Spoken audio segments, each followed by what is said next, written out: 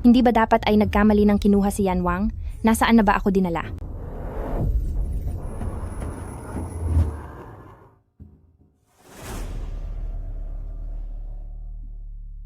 Inumin mo ito para maging masunurin ka.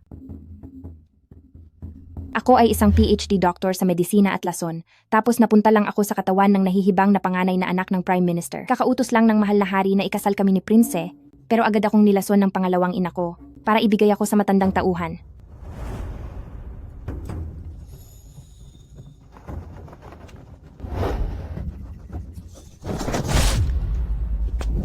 Gumagana na ang lason. Kapag hindi ko ito naalis agad, maaari akong mabaliw o mas malala ay mawala na ako sa mundong ito. Ito ay isang gwapong lalaki na nalason din?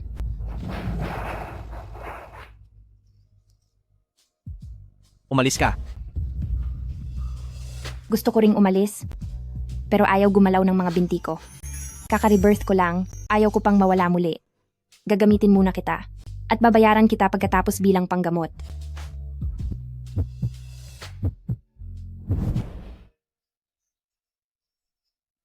Ang ganda ng katawan ng lalaking ito. Pero ang mukha niya, anong klaseng lason ang dahilan para maging ganito siya? Pagbabayarin kita. Bitiwan mo ako. Ang aga-aga pero ang init na agad ng ulo mo. Baka mabilaukan ka niyan. Naglakas loob ka? Talagang pagplanuhan ako? Magsalita ka? Sino ang nag-utos sa iyo? Ginoo, masyado ka sigurong praning? Sa sitwasyon kagabi, kung hindi ako kumilos, pareho na tayong wala sa mundong ito. Nagsakripisyo lang ako para iligtas ka, para matulungang matanggal ang lason sa katawan mo. At pagtanggal ng laso ng tawag mo roon? Maliwanag na sinadya mong Huwag kang masyadong mag-isip. Sa mundo ng mga matatanda, pagbibigayan lang ito ng kailangan natin. Sa nakita ko sa performance mo kagabi, halatang nagustuhan mo rin naman. walang hiya. Ngayon din ay parurusahan kita. Bibitawan mo ako. Hindi talaga dapat natutulog kasama ang kahit sinong lalaki sa tabi-tabi. Maganda nga ang mukha, pero ang ugali parang may kung anong sakit. Sa haba ng buhay ko, wala pang nangahas na insultuhin ako ng ganito.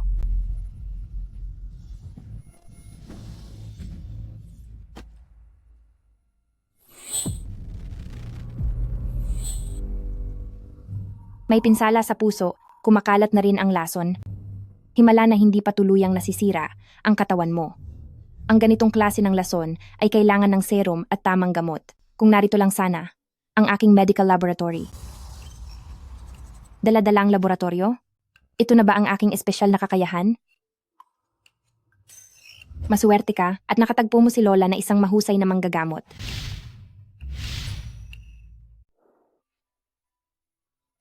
Ano ang itinurok mo sa akin? Ang turok na ito ang magliligtas sa iyong buhay. Ang bayad sa pagligtas ko sa iyo at sa pagod ko, pantay na tayo, hindi mo na kailangang magpasalamat. Mahal na hari, sa wakas ay gising na po kayo. Nasaan siya? Sino po? Kayo lang po ang tao rito sa looban.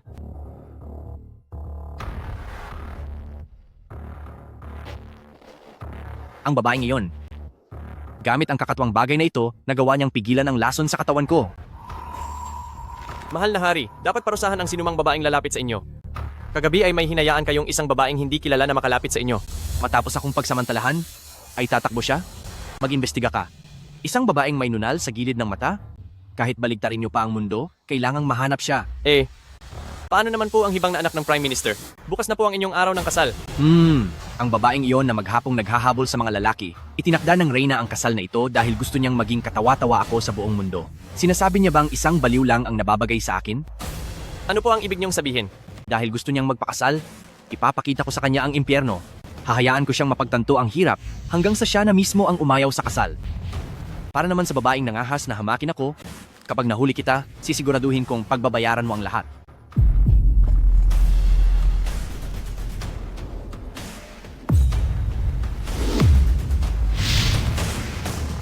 Ina, sa tingin niyo po ba, ang walang hiya na babaeng iyon ay nasa kama na ni Eunuch Lee? Malapit nang malaman ng buong kapital na ang panganay na anak ng Prime Minister ay walang pinipili at nakikipagtalik sa matandang lingkod, siguradong kakanselahin ni Prince ang kasal. Sa oras na iyon, magiging katatawanan na siya ng buong lungsod. Kahit ang mga pulubi ay pandidirian siya. At hindi na siya makakataas ng noo habang buhay. Dahil kayong dalawa ay gustong-gusto manood ng palabas, paano ko naman kayo bibiguin? Ikaw, paano ka nakabalik? Mabagsik na gamot ang ginamit namin, bakit tila wala siyang kahit anong galos? Masyado kayong nagsumikap na ayusin ang aking kapalaran kung hindi ako babalik para gumanti ng maayos. Hindi ba't sasayangin ko lang ang bait nyo bilang ina at kapatid? Galing ito sa isang modernong laboratorio, ang matinding pampapaga na pulbos. Sakto lang na gamitin ko ito para subukan sa inyo. Anong dumi ito? Anong nangyayari? Ang kati ng mukha ko. Ina, ang katirin po ng mukha ko.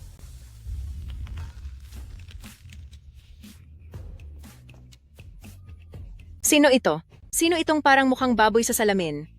Shen, King Shuang. Nababaliw ka na. Ako ang ina mo at siya ang sarili mong kapatid. Ina, ang damo sa libingan ng tunay kong ina ay mataas na. Dalawa lang ang naging anak niya, ako at ang kapatid kong lalaki. Nasaan ang ina na sinasabi mo? At nasaan ang kapatid? Kapag nagkamali pa kayo ulit sa akin, hindi lang ito ang aabutin nyo. Hindi na ako ang dating palaaping Shen Qing Shuang. Marami akong paraan para pagbayarin kayong lahat ng matindi. Tungkol naman sa iyo, Ano pa ang balak mong gawin?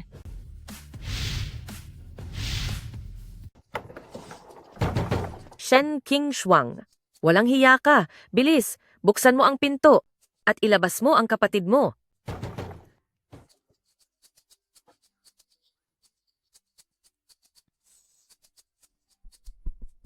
Shen King Shuang. Ano ba talaga ang balak mong gawin? hindi ba't gusto nyo akong mapahiya at masira ang reputasyon para hindi matuloy ang kasal ko? Sakto at ayoko rin namang magpakasal. Kaya kailangang si kapatid na lang muna ang magpakasal kapalit ko. Pagsisinungaling iyan sa mahal na hari. Kapag nalaman ito ng hari, buong pamilya Shen ang madadamay. Pagsisinungaling, nakasaad sa kautusan na. Ang lehitimong anak ng punong ministro ang ikakasal kay Prinsipe Se. Lehitimong anak ka at lehitimong anak din ako. Pareho tayong anak, kaya ano ang problema kung sino man ang magpakasal? Hindi. Kahit siya lang ang kaisa-isang prinsipe, pero dahil sa aksidente, naging nakakatakot ang mukha niya. Napakasama ng ugali niya at pabago-bago. Wala siyang puso kung manakit, tinatagurian siyang madugong halimaw. Pahihirapan niya lang ako. Huwag kang mag-alala, mamimiss ka ni ate. Manman, Ama, ina, iligtas niyo po ako. Lapastangan kang anak. Ano ang binabalak mo? Eksaktong-eksakto ang dating mo, ama. Nilalagyan ko lang ng makeup si kapatid para ihanda siya sa kanyang kasal. Kapag sinaktan mo kahit katiting ang kapatid mo, paparusahan ko ang matandang aliping ito. Katulong ito ng aking yumaong ina at siya lang sa mansyon na ito ang nagmalasakit sa akin. Binibini. Huwag niyo na po akong isipin. Mapanlin lang na matanda, talagang ginawa mong pain ang Momo. Hindi ko sila pwedeng kalabanin ng harapan ngayon, mas mabuting sumunod muna ako sa Agos. Kahit pa kilalang malupit na hari si Prince, makapangyarihan pa rin siya sa buong bansa. Kapag nagamit ko na ang impluensya niya para maging matatag ang posisyon ko, babalik ako at kayo ang una kong paparusahan, mga walang kwenta. Ay ama, ano po itong ginagawa niyo? Nagbibiro lang naman ang inyong anak. Dahil ayaw niyo pong mawalay sa aking kapatid, ako na lang po ang magpapakasal. Ngunit, sa pag-alis ko, may mga bagay akong dapat isama. sa wakas, ang pasaway na batang ito ay paalis na rin. Sa sandaling pumasok siya sa impyerno ni mansyon ni Prinsipe Se, tingnan natin kung makakaasta pa siya ng ganyan. Walang awa si Prince. Kaya sigurado na si Shen King Shuang. Sa loob ng 3 araw ay wala na siya. Madam, may masamang nangyari. Nilimas ni Panganay na binibini ang bodega. Ano ang sabi mo? Saan sa kumuha ng lakas ng loob? Nagdala si Panganay na binibini ng mga tao at kinuha ang kalahati ng mga kayamanan sa bodega at nagmalaki pa siya sa mga nakatinging mamamayan. Sabi niya ay mahal siya ni Lord Se, kaya ibinigay ito sa kanya bilang karagdagang handog at ang ating mansion ng punong ministro ang tagatagulang nito. Shen Qing Shuang, magnanakaw ka. Ina, bilisan nyo, may tumulong. Interes pa lang ito. Kapag naging matatag na ang posisyon ko sa palasyo, ituloy natin ang laro. Ano ba talagang uri ng sandata ito? Hindi pa ako nakakakita nito sa dakyan. Sino ba talaga ang babaeng iyon? Prinsipe, ang karuwahe ni mansyon ng punong ministro ay nasa labas na po ng pinto.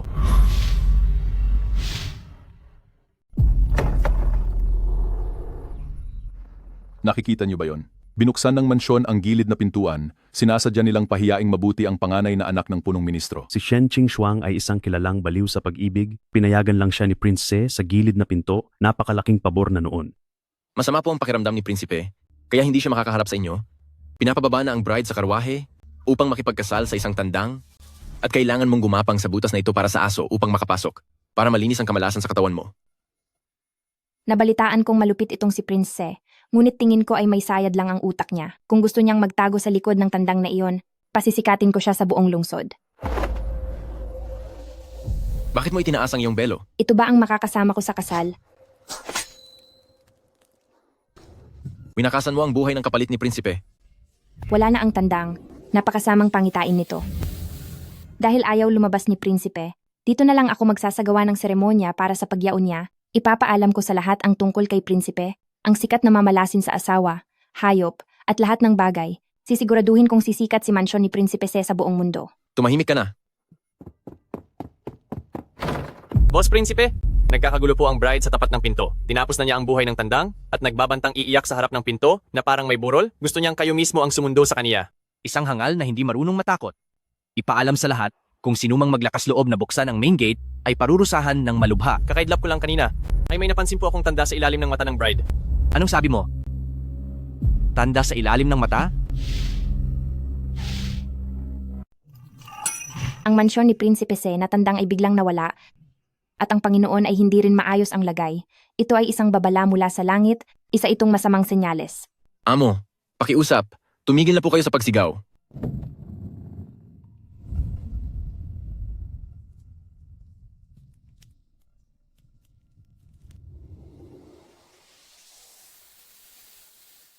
Ako mismo ang pumunta rito para sunduin ka? Sapat na ba ito sa mahal na prinsesa?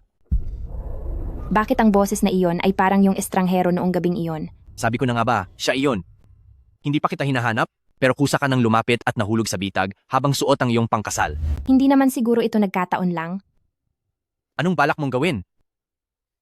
May nakita lang po akong kung ano sa mukha nyo. Tulungan ko lang kayong punasan. Tingnan nyo po, may alikabok.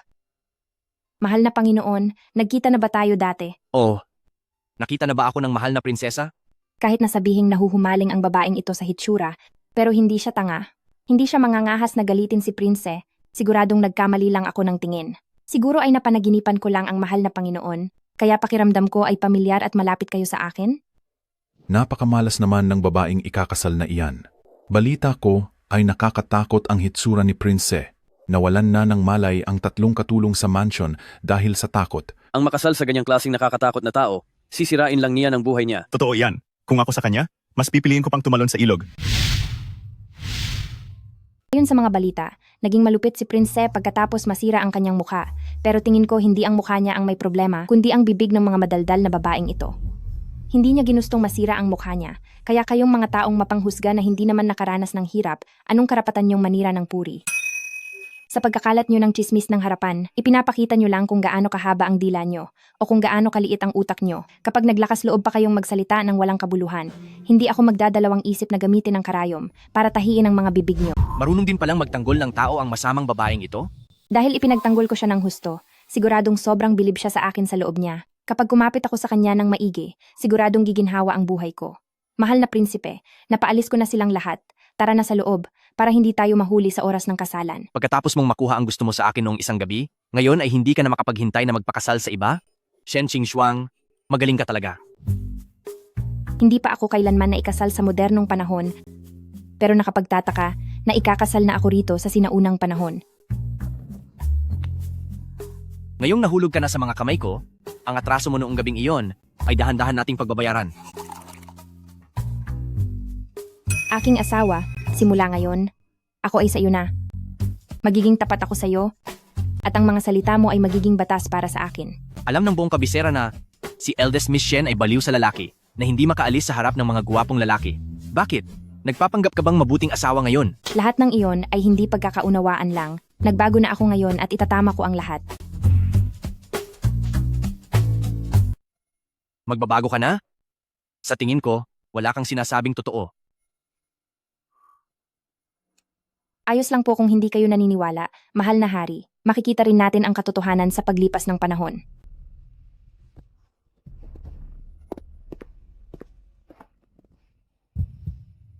Bibigyan kita ng pagkakataon? Nakakainis. Hindi ba kanina lang ay parang diring-diri ka sa akin? Sige. Mamaya ay bibigyan kita ng isang turok para mahimbing ang tulog mo hanggang umaga. Isang araw pa lang ang nakakalipas, pero ang babaeng ito ay lumalapit na agad sa ibang lalaki. Talagang wala siyang hiya. Mahal na hari, ano pong nangyari sa inyo? Wala akong interes sa isang katulad mo. Bakit bigla na lang nagbago ang timpla niya? May sugat din ba siya doon? Shen Qingxuang, saan ka ba tumitingin? Mahal na hari, bilang isang manggagamot, kailangan kitang paalalahanan. Huwag mong itago ang nararamdaman mo sa doktor. Kahit nakakahiya ang sakit na iyan, mayroon akong espesyal na gamot para diyan. Habang maaga pa ay gamutin na para hindi lumala. Shen Qingxuang, hindi mo na ba talaga ako matandaan? Pamilyar ang iyong mukha. Posible kayang utang ito ng dati kong pagkatao pagdating sa pag-ibig.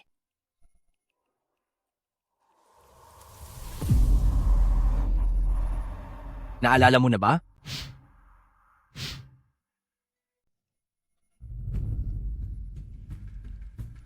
Ikaw, ang lalaking ito? Lalaki? Nakita mo ang mukha ko at tinumihan ang puri ko. Tungkol sa nangyari nung gabing iyon, pagbabayarin kita ngayong gabi.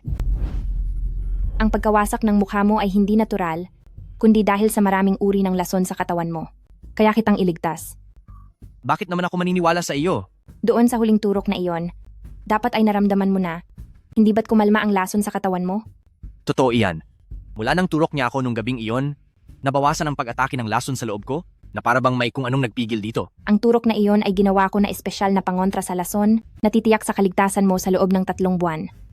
Kung itutuloy mo ang pagpaparusa sa akin, wala nang sinuman sa mundo ang makakagamot sa iyo. Sige, maniniwala ako sa iyo sa pagkakataong ito. Pero kung susubukan mong mandaya, Tigil, huwag ka nang magbanta, pagod na ako. Dahil dyan, maaari ba tayong pumirma ng kasunduan? Sa loob ng 3 buwan, aalisin ko ang lason sa iyo at ibabalik ang dati mong mukha. At ikaw naman, ay dapat magbigay sa akin ng proteksyon, kilalanin sa harap ng lahat ang aking tunay na katayuan bilang asawa mo at hindi mo na ako maaaring saktan muli. At isa pa, kapag natapos na ang lahat, maghihiwalay na tayo ng landas ng payapa. Pirmahan mo na ito.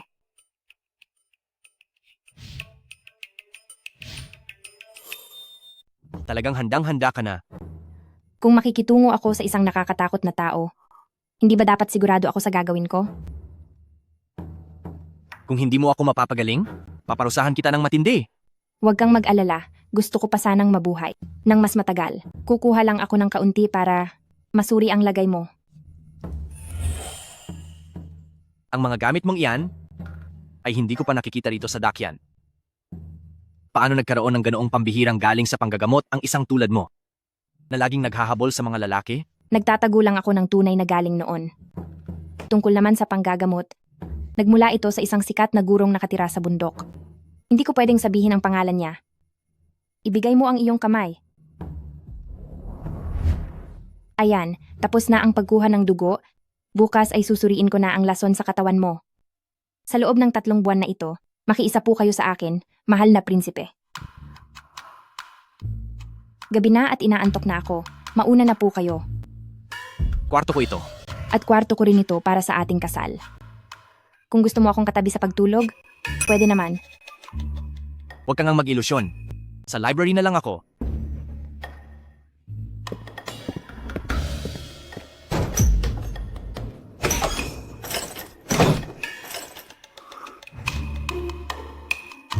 Mahal na prinsipe, huwag na po kayong magpagod.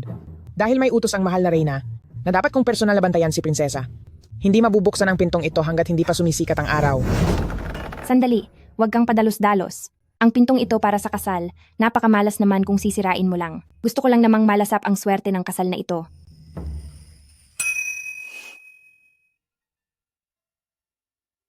Malaki naman ang kama, hahatian kita. Sa sofa ka matulog.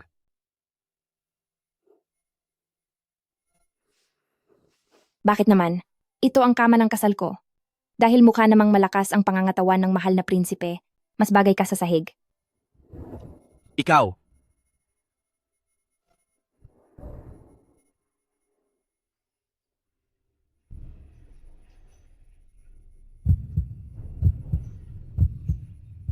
kapag tahimik pala ang babaeng ito, ay hindi naman siya masyadong nakakairita.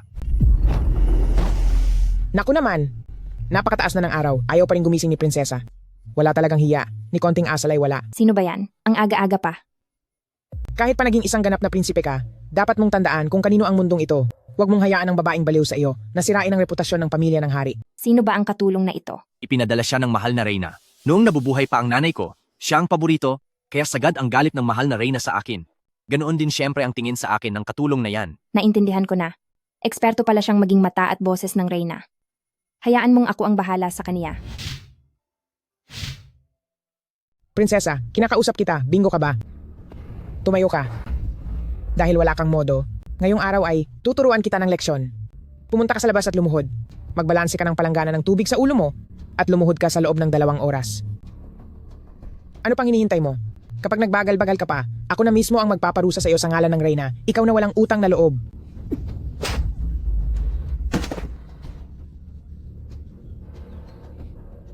Ikaw, nangangahas kang saktan ako? Tauhan ako ng mahal na reyna. Tauhan ng reyna? Nasa mansyon ni Prinsipe Seka, kaya aso ka lang ng mansyon ni Prinsipe Se. Ang asong maingay, kaya kong tapusin, kaya't hindi ba pwedeng saktan din? Wala nang katarungan. Sinaktan ni Prinsesa ang personal na lingkod ng reyna. Isa itong pagre-rebelde. Tulong! May tao ba rito? Matigas pa rin ang ulo mo?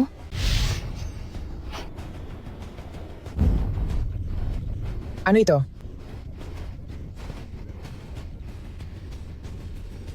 Anong nangyayari? Ang katawan ko. Hindi ko na may galaw. Alipin lang po ako. Isang aso lang po ako. Pakiusap, Prinsesa. Patawarin niyo po ako.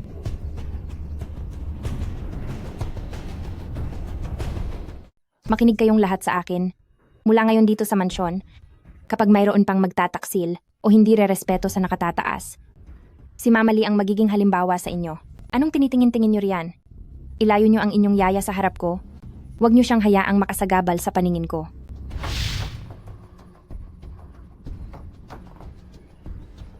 Mahal ko, ang regalong ito. Nasiyahan ka ba?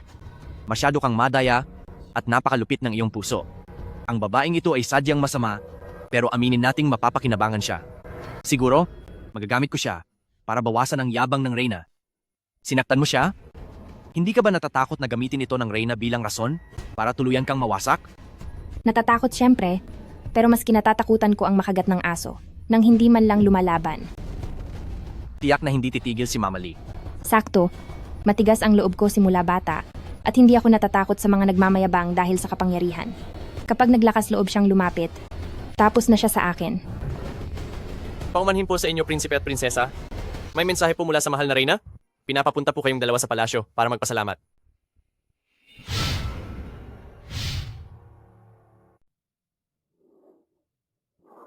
Matapos saksakin si Mama Lee, nakuha mo pa talagang kumain? Ang karayom na iyon, at ang kagalingan mo sa medisina na kahit ako ay hindi ko pa mawari.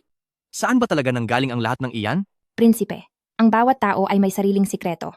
Kaya kong iligtas ang buhay mo, at kaya ko rin nasirain ang mapagpanggap na pagkatao ng reyna. Hindi pa ba sapat ang lahat ng iyon sa iyo?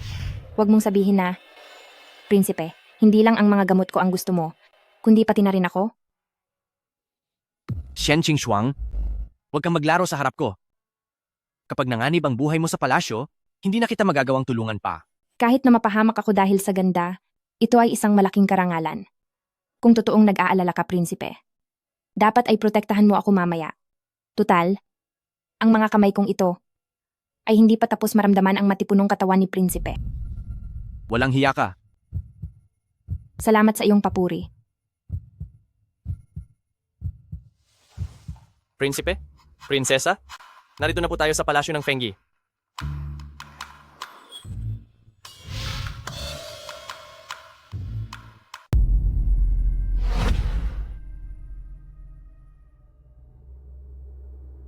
Kakaikasal lang ni Prince, dapat sana ay binati na kita noon pa. Naging abala lang sa mga gawain sa palasyo, kaya ngayon lang ako nagkaroon ng oras na makita ang bagong ikinasal. Isang walang kwenta at baliw na babae, Ang lakas ng loob na saktan ang mga tauhan ko, dapat lang na maturuan ka ng leksyon. Bigyan siya ng tsaa.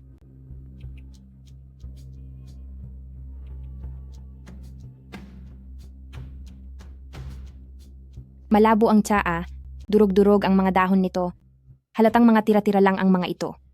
Tinutuya niya tayo dahil sa ang sabi nila, isang lumpo at isang baliw. Regalo ba talaga itong tsaa? Malinaw na sinusubukan niya lang tayong takutin. Consort Se, ayaw mo ba sa tsaang ibinigay ko? Nagbibiro lang po kayo, mahal na Reyna. Makapal ang mga tirang dahon ng tsaa na ito.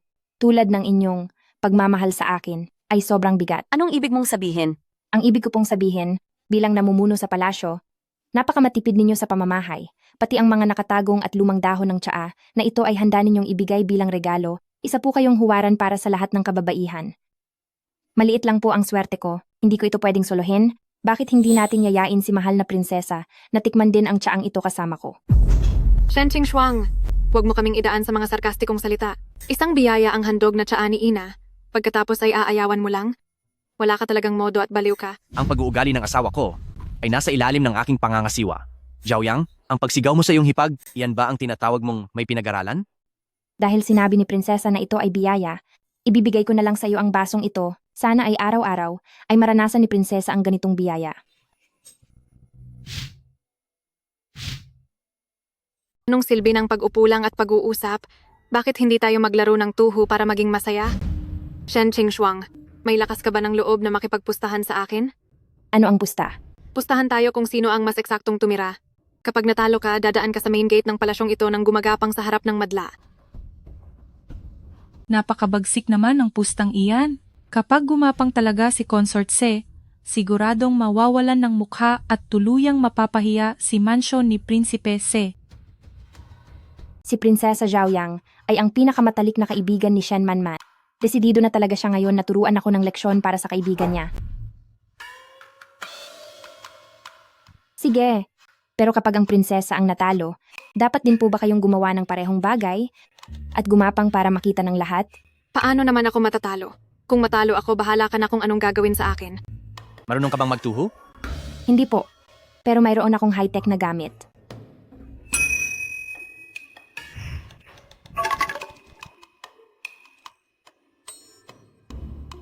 Ang Laboratory Precision Positioning System ay bukas na. Inaayos na ang direksyon ng hangin. Imposible ito. Baliw na babae. Paano ito nangyari? Ang batang ito ay nakakaaliw.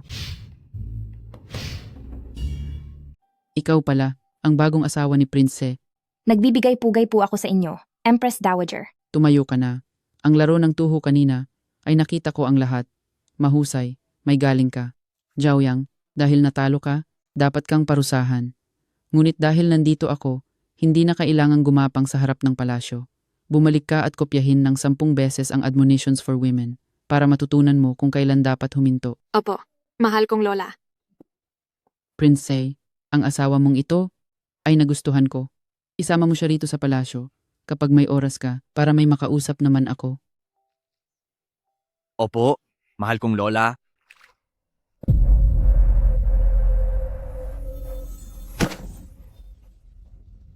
Empress Dowager, bilisan nyo.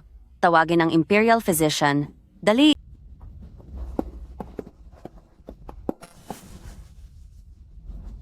Nangingitim na ang kanyang balat at nahihirapan siyang huminga. Isa itong tension pneumothorax. Kailangang operahan siya agad. Bilisan nyo at maghanda ng isang malinis na kwarto. Anong sinasabi mong baliw ka? Napakataas at mahalaga ang katayuan ng mahal na lola. Sa tingin mo ba hahayaan kitang basta na lang kumilos? Kapag nagtagal pa tayo, hindi na aabot ng 15 minuto si Empress Dowager. Para sa kalusugan ng mahal na Reyna, balak mong gamitin ang kutsilyong iyan sa harap ng lahat? Ito ba ang tinatawag mong pagliligtas? Ito ay maliwanag na isang masamang gawain para lapastanganin siya, mga kawal. Ang walang galang at masamang babaeng ito ay parusahan at palayasin.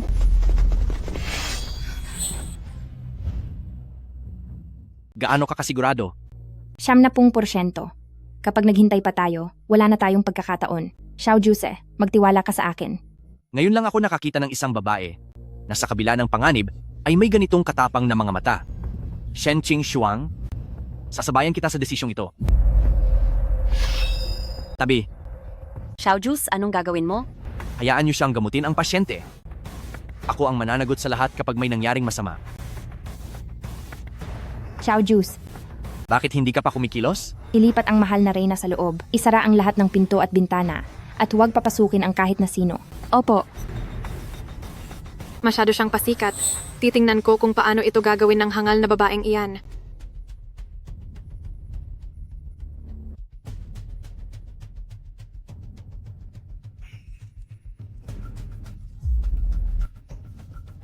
Ah, wala na. Tapos na ang lola dahil kay Shen Qingxuang.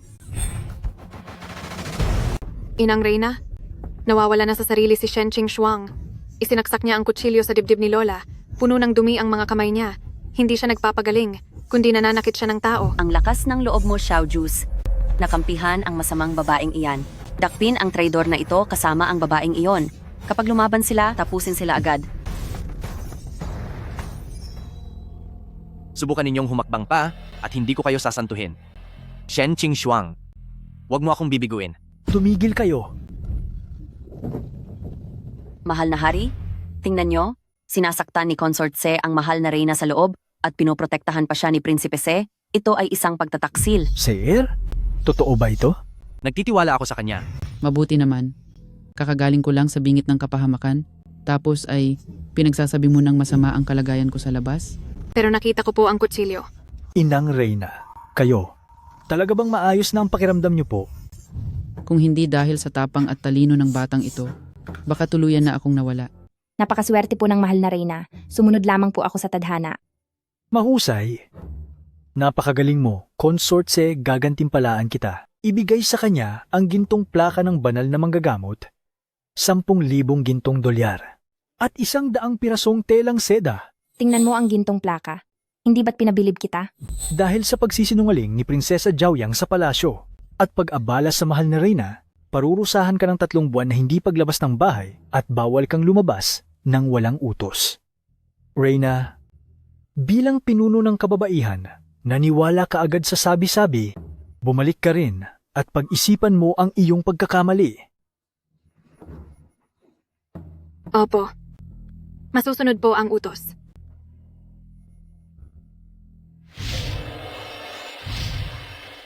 Sir, alam mo ba kung bakit ko pinayagan ang kasal na ito?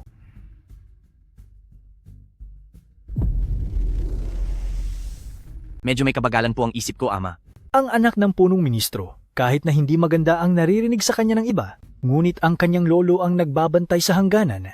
At si Marquis ng Dinggo ay may hawak na malakas na hukbo kapag pinakasalan mo siya. Magkakaroon ka na ng suporta ng mga sundalo mula sa hangganan. At ang mga tao ng reyna ay hindi ka na basta-basta magagalaw. Napatunayan na ng mga pangyayari na ang tapang at talino ng batang iyon ay talaga namang pambihira. Sa iyo, bagay na bagay talaga kayo. Pinag-isipan niyo po ito ng mabuti, Ama. Nagpapasalamat po ako. Nagtatampo ka pa rin ba sa akin? Nagtatampo ka ba dahil noon ay hindi ko naasikaso ng maayos ang tungkol sa iyong ina? 6 na taon ko iyong sinuri. Ngunit noon ay wala talagang ebidensya na magpapatunay na pinahamak siya ng kung sino. Ang kawalan ng kahit anong ebidensya, ang pinakamalaking pagdududa rito. Tungkol sa aking ina, ako na po mismo ang aalam ng katotohanan. Kung wala na po kayong kailangan, mauuna na po ako. Mainisin ang asawa ko, baka naiinip na siyang maghintay. Kung hindi lang sana nalason si Seer at mabilis na nanghihina ang kanyang katawan, ang posisyon sa trono ay dapat sa kanya napunta. 6 na taon na, 6 na mahabang taon na, pero hanggang ngayon ay hindi pa rin makalimutan ng hari ang babaeng iyon at ang kanyang anak. Gusto ko sana siyang gawing katatawanan, pero ang nangyari ay hinayaan ko lang siyang makakuha ng mahusay na prinsesa. Sabi mo noong una na dahil sa lason ay hindi na siya magtatagal ng ilang taon, pero bakit parang nakikita ko na lalo pa siyang sumisigla? Huwag po kayong mag-alala. Kamahalan, walang lunas ang lason na ito. Hindi na siya lalampas sa taong ito. Hindi pwede. Dagdagan niyo pa ang lason niya. Hindi hahayaan ng katulad ko na may kahit sino ang magbanta sa trono ng aking anak bilang prinsipe, kailangan na niyang mawala sa mundo. Ang gintong medalyang ito mula sa emperador ay tunay na mahalaga. Mula ngayon, magiging isa na rin akong mayamang babae na may matibay na sandigan. Mahal na prinsipe, purong ginto ito. Sa pamamagitan nito, kahit papaalisin ako sa mansyon, magiging isa pa rin akong mayamang babae na pitiks na lang ang buhay. Ang Prime Minister's Mansion ay kilala bilang tanyag na pamilya, ngunit nakapagtaka na nakapagpalaki sila ng isang mukhang perang, katulad mo na parang hindi nakakakita ng yaman.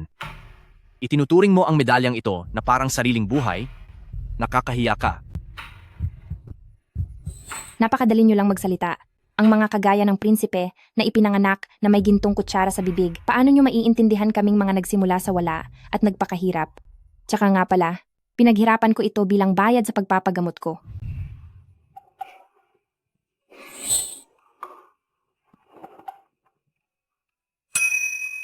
Ito na ang totoong hitsura ng sinaunang pamilihan.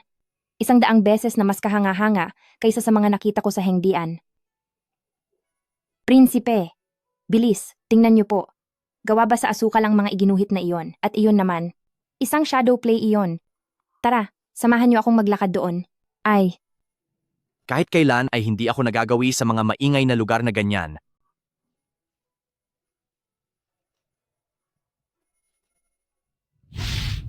ano sa tingin niyo?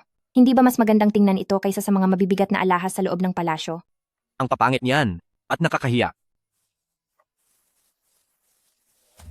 Lahat ng gamit sa stall na iyon, bilhin niyo ng lahat. Bilis, huwag niyo siyang hahayaang makapansin. Mahal na prinsipe, hindi ba't sabi niyo ay nakakahiya ang mga iyon? Gagamitin ko ang mga iyon bilang panapin sa kalesa. May reklamo ka ba?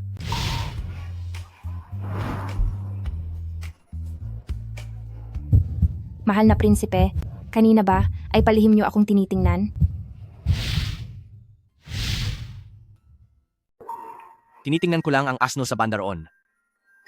Walang anuman.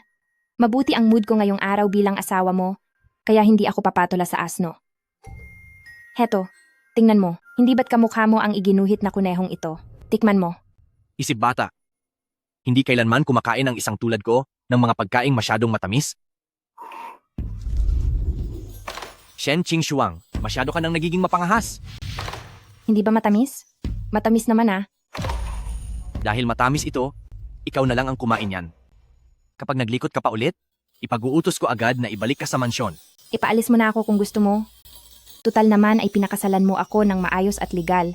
Kahit saan pa ako mapunta, mananatili pa rin ako sa tabi mo. Uy, mahal na hari. Bakit ang bilis ng tibok ng puso mo? Huwag mong sabihing nahuhulog ka na sa akin. Shen Ching Shuang,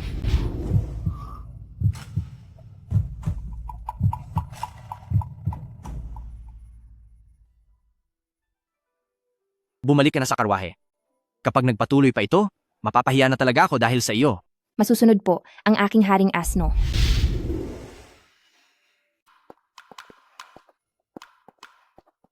Prinsesa, noong araw ng kasal, sumusunod lang po ako sa utos, kaya patawad po sa nagawa ko. Nitong mga nakaraang araw, nakita ko po kung paano alagaan ni prinsesa ang prinsipe at ako po ay labis na nahihiya. Alam ko naman po, utos iyon ng prinsipe. Nagpapalakad-lakad ka lang, kaya hindi kita sinisisi. Babalik na po kayo bukas sa pamilya nyo at ito po ang inihanda kong listahan ng mga regalo. Pakitingnan na lang po, prinsesa. Kung kulang pa ito, pwede pa nating dagdagan. Masyado naman itong marami. Ang mga basura sa mansyon ng punong ministro ay hindi karapat-dapat sa ganitong magagandang gamit. Ano po ba ang gusto nyong gawin, prinsesa? Alisin niyo ang lahat. Pumunta kayo sa kusina at igawa niyo ako ng ilang basket ng puting tinapay. Iyon ang dadalhin kong regalo. Gusto mo bang pumunta sa Prime Minister's Mansion para makipaglibing? Hindi. Pupunta ako para asarin silang lahat.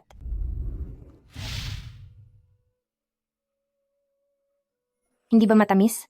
Matamis naman ito ah. Buong araw ka nang nanggugulo. Kailangan mo na ring magpahinga. Kailan mo ba balak alisin ang lason sa katawan ko?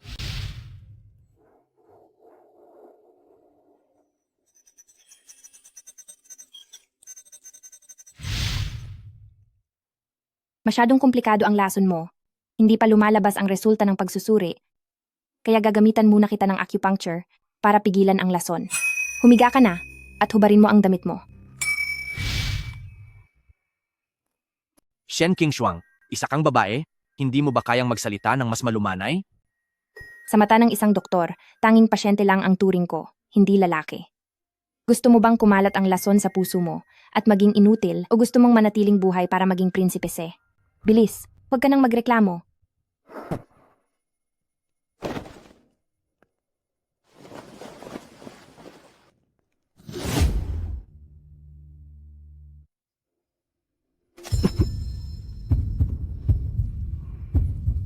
Tapos na. Ikaw.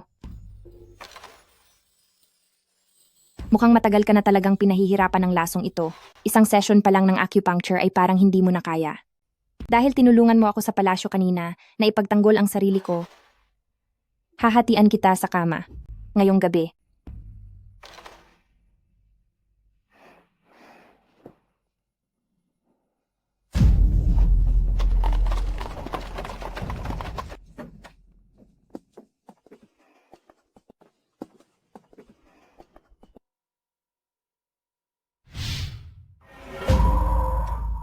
Siya? Bakit parang wala siyang nararamdamang masama? Ching Shuang, mga hamak na gamit pang bukid lang ba ang dinala mo bilang regalo sa pagbabalik mo? Ganito ba ang tinuro sa iyo sa mansyon ni Prinsipe Se?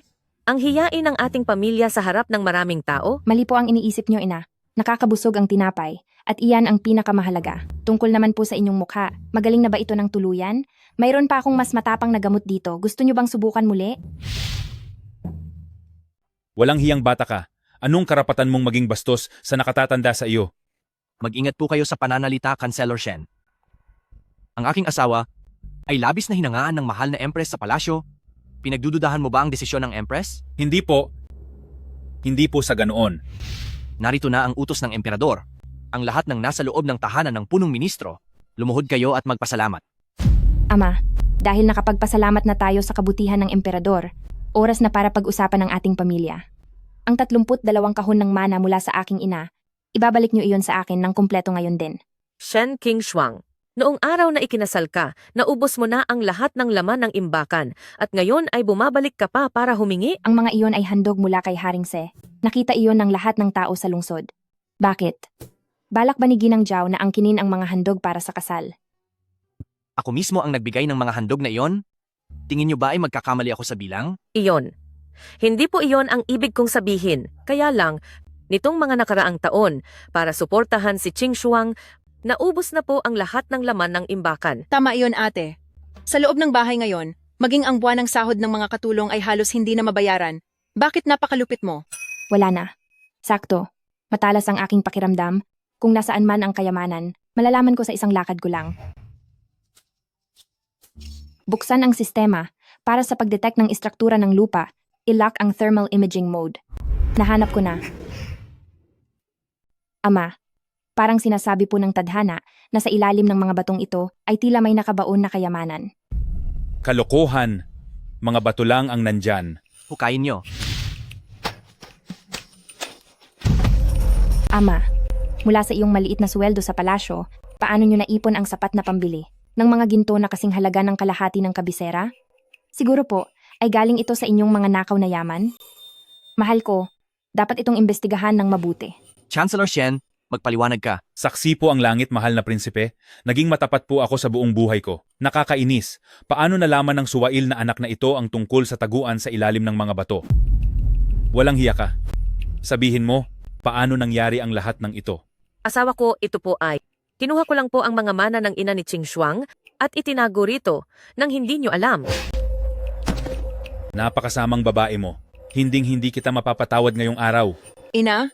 Dahil malinaw na ang usapan, ang mga gamit na ito ay kukunin ko na lahat. Bukod pa roon, ang dating kasambahay ng aking ina na si Narsing Liu, nasaan siya? Isasama ko na rin siya. Masyado nang matanda at mahina si Narsing Liu, matagal na siyang wala at naging abo na. Imposible. Binibini. Alam ko po kung nasaan si Nana.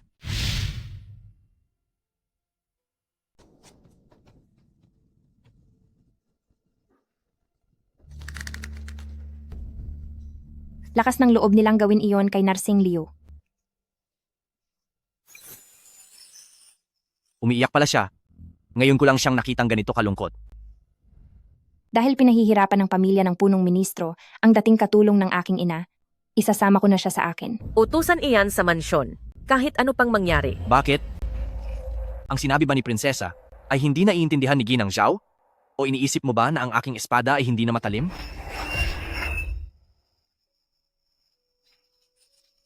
Kaya naman pala binantaan ang buhay ni nanay kaya siya napilitang magpakasal.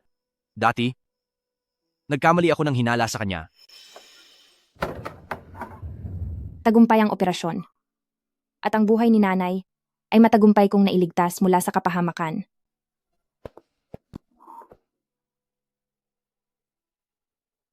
Mahal na hari, sa utang na loob ko sa pagliligtas kay nanay, tatanawin ko ito.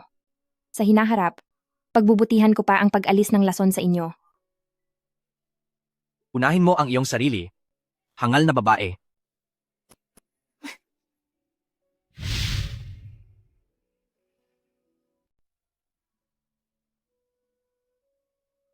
Kahapon, siya ang bumuhat sa akin pabalik ng kwarto. Ang lalaking ito, kahit medyo masakit magsalita, mabait din pala ang loob. Kahit puno ng mantsa ng lason ang kalahati ng mukha niya, ang kabilang bahagi naman ay napakagwapo. Kapag nawala ang mansang ito at dinala ang mukhang ito sa modernong panahon, siguradong sikat na sikat ito sa showbiz. Hanggang kailan mo balak tumitig? Shenqing Shuang, itigil mo ang titig mong tila gutom na gutom. Pansamantala lang tayong mag-asawa. Kapag nawala na ang lason sa katawan ko, kunin mo ang pera at umalis ka agad. Huwag na huwag kang aasang manatili sa tabi ko. Huwag po kayong mag-alala, mahal na hari, marunong akong tumupad sa usapan. Pagkalipas ng 3 buwan, at kapag naging maayos na ang mukha nyo, agad-agad akong aalis dala ang dokumento ng ating paghihiwalay. Hindi ko gagambalain ang pagpapakasal nyo sa iba. Ang babaeng ito, pagkatapos akong pakinabangan, balak niyang umalis na lang ng ganoon kadali, hindi ko siya hahayaang makaalis. Sa buhay na ito, maliban sa akin, wala ka ng ibang pwedeng tingnan.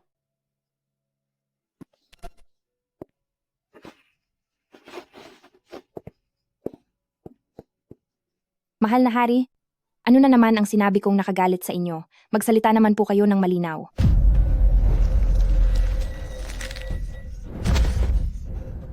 Xiao Juice, anong nangyayari sa inyo?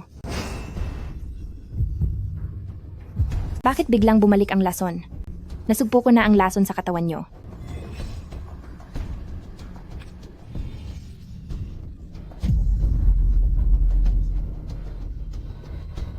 Xiao Juice. Xiao Juice. Gising, narito ako.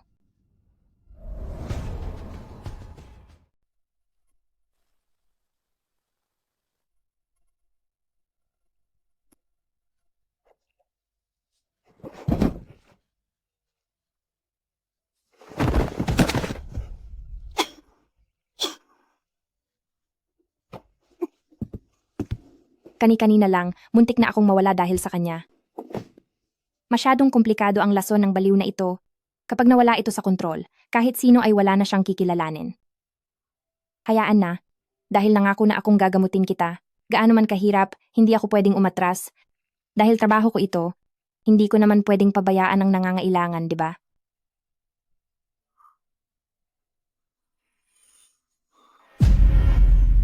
Nawalan ako ng kontrol at tinangka ko siyang tapusin?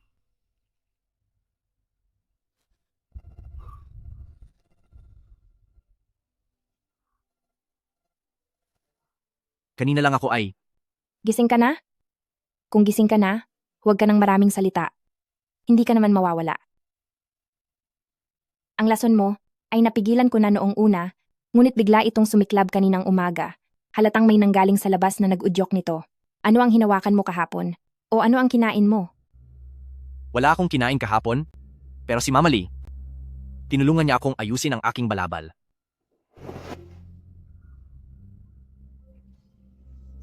May natuklasang matinding sangkap ng lason, kabilang ang Cnidium monieri at mga sangkap ng Black Datura na nagdudulot ng pagsabog ng neurotoxicity. Tama nga, si Mama Lee ito, ang lason mula sa matandang iyon. Ang pulbos na ito ay walang kulay at walang amoy. Kung wala akong espesyal na paraan, aakalain ng mga tao na ang iyong dating sakit ay lumala kaya ka lang nawala.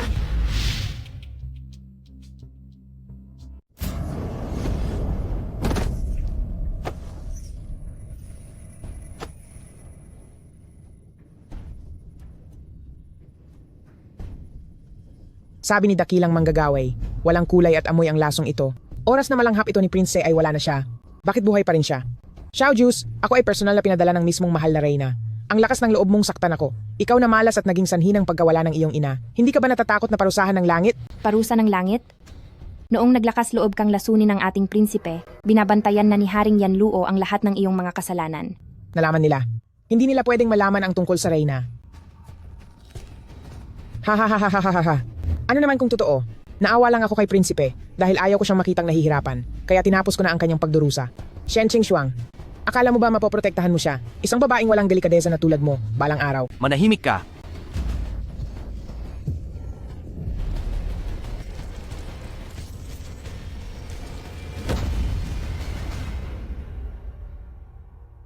Prinsipe, tinapos niyo na ba siya? Hindi pa natin malalaman kung sino ang nasa likod nito. Hindi na kailangan. Sa palasyong ito, ang nagnanais na mawala ko ng tahimik bukod sa nakatira sa bulwagan ng Fengyi. Sino pa ba? Prinsipe, ito ang nakuha namin sa kanya.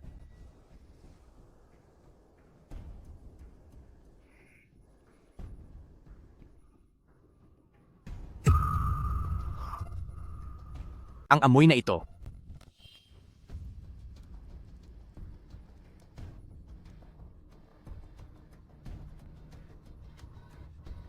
Ama, ang Reyna po. Siguradong siya ang naglagay ng lason. Siya ang dahilan kung bakit wala na ang aking ina. Cher, alam kong masama ang loob mo sa Reyna, pero hinalughog na ng mga doktor ang buong palasyo. Ang mga pagkain at mga pabango, wala silang nakitang kahit anong lason. Wala na ang iyong ina dahil sa sakit at dahil walang basehan.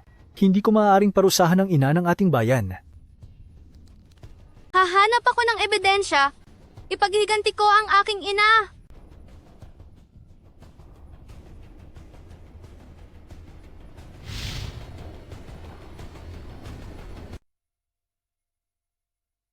Ang amoy na naman na ito. Bago pa nawala si ina, puno ang buong silid ng ganitong amoy. Shenching Shuang, tulungan mo akong tingnan kung may lason ba ang insensong ito? Ito ay tinatawag na Han Sui Xiang. Wala itong lason. Nagpapakalma ito ng damdamin at nakakatulong sa mahimbing na pagtulog. Ngunit, mayroon itong isang nakakatakot na katangian. Kapag hinalo sa taong may pabalik-balik na ubo o may mahinang baga, ang bango nito ay agad na magiging isang lason na dahan-dahang sumisira. Habang natutulog, hihinto ang paghinga ng tao. Unti-unti, hanggang sa dahan-dahang mawala ang hininga nito. Si ina noon ay talaga namang may pabalik-balik na ubo na hindi gumagaling kahit anong gamot.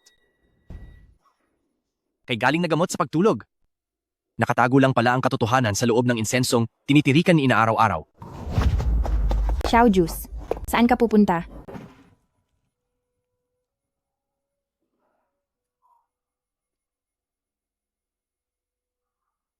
Mayordomo Joe?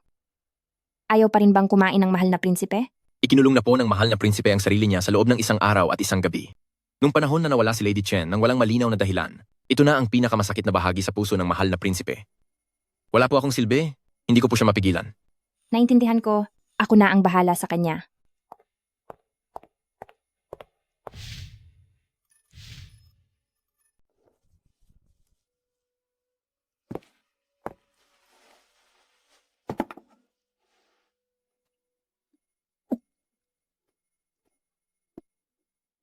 Ganitong klaseng basura na alak din ba ang iniinom mo? Gusto mo na bang palitan ka ng reyna sa iyong posisyon? 6 na taon na itong sinisiyasat ng sarili ko. At ang totoo, noong nabubuhay pa si Ina, ang paborito niyang pabangong pampakalma, ang naging dahilan ng kanyang pagkawala. Ako mismo ang nagsindi ng insensong iyon noon. Hindi ko man lang naprotektahan si Ina, at ngayon pati ikaw ay nasaktan ko rin. Shenching Shuang, patawad po. Bata ka pa noon, anong malay mo? Sa halip na sisihin ang sarili, isipin mo na lang kung paano tatalunin ang reyna. Kung natatakot ka na sa susunod mong pag-atake, ay masaktan mo ako ng labis. Dapat ay makiusap ka sa akin na gumaling ka na agad. Ang espadang ito ay nakakalason sa isang iglap. Hindi ko magagarantiya ang katinuan ko tuwing aatake ang lason. Kung masasaktan kitang muli, bago pa mangyari iyon, tapusin mo na ang buhay ko. Xiao Juice, makinig kang mabuti. Akin ang buhay mo. At hanggat hindi ako pumapayag, hindi ka makukuha ng kahit sino, kahit kamatayan pa. Siyempre, kung labis kang nakakaramdam ng sala, doblehin mo ang bayad sa gamutan, at iba pa ang bayad sa naramdaman kong hirap. Shenching Shuang, hindi lang salapi ang meron ako, maging ang lahat sa mansyon ni Prinsipe Se, kung gugustuhin mo, ay magiging sa iyo rin. Huwag mo akong idaan sa ganyan. Tanggalin muna natin ang lason sa katawan mo. Siya nga pala, ang lason sa loob mo. Nasuri ko kagabi. Mayroon itong pinaghalong 5 uri ng kakaibang lason. Nakagawa na ako ng reseta, at pinahanap ko na sa Liu Feng sa buong lungsod. Pinakahuli na ngayong gabi ay... Prinsesa, masamang balita po. Ipinasara ng reyna ang asosasyon ng mga gamot. Lahat ng botika sa buong lungsod. Nang marinig nila na ang mansyon ni Prinsipe Se ang nangangailangan ng gamot, ay agad nagsipagsara. Mahal na Prinsipe, pasensya na po dahil naging inutil ako. Inikot ko na ang buong kabisera, maging lahat ng asosasyon ng mga gamot. Pero noong nalaman nila na si mansyon ni Prinsipe Se ang gustong bumili ng gamot, alinman sa sinabi nilang ubos na ang stocks, o kaya naman ay diretsahang nagsarado at tumanggi, ayaw man lang nila kaming papasukin. Iyong 5 pangunahing gamot na inalista ko ay lahat na block. Tila balak talaga ng Reyna na tuluyang alisin ang pagkakataon mong gumaling. Nagagawa niya ito ng ganun kadali? Gusto niyang harangan ang daan natin? Sige ba, ipapakita ko sa kanya ang ibig sabihin ng tunay na pagkapahiya. Dahil ayaw magbenta ng mga botika, edi hahayaan ko na iyong mga taong may hawak ng mga gamot ang makiusap na ibigay sa akin ang gamot nila. Ano ang plano mong gawin? Magbubukas ako ng isang clinic para makipagkompetensya ng tapatan sa kanya. Naisip ko na rin ang pangalan, tatawagin itong Qingshuang Medical Clinic.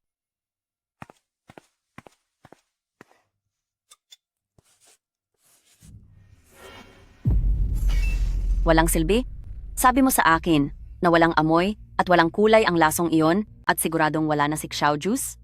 Bakit mukhang maayos pa rin siya? At dahil parito ay nawalan ako ng isang pinagkakatiwalaang tauhan? Uminahon po kayo, kamahalan. Ang kakayahan ni Shen Qingshuang sa medisina ay kakatwa, talagang hindi natin iyon inaasahan. Pero huwag kayong mag-alala, kamahalan. Ang lasong ito ay pinaghalong 5 kakaibang lason, wala itong lunas sa buong mundo. Kahit na kasalukuyan silang naghahanap ng gamot sa buong kabisera, imposible pa ring mabuo nila ang lunas para dito. Magbigay ng utos sa Asosasyon ng Medisina. Sinumang mangahas na magbenta kay mansyon ni Prinsipe Se ng kahit katiting na gamot ay papaparusahan ko, pati ang buong pamilya nila. Ina, nalitaan ko na ang masamang babaeng iyon ay magbubukas daw ng isang klinik dahil gusto niyang sumikat. Hinding-hindi ko hahayaang kumalat ang pangalan niya dahil magiging masama iyon para kay prinsipeng kapatid. Kamahalan ng Reyna, mayroon po akong plano para sirain ang reputasyon niya.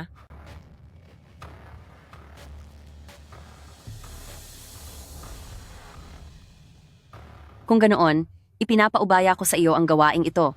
Kapag nagawa mo ito ng maayos, ang posisyon ng asawa ng prinsipe ay mapapasa iyo. Opo, hinding-hindi ko po kayo bibiguin.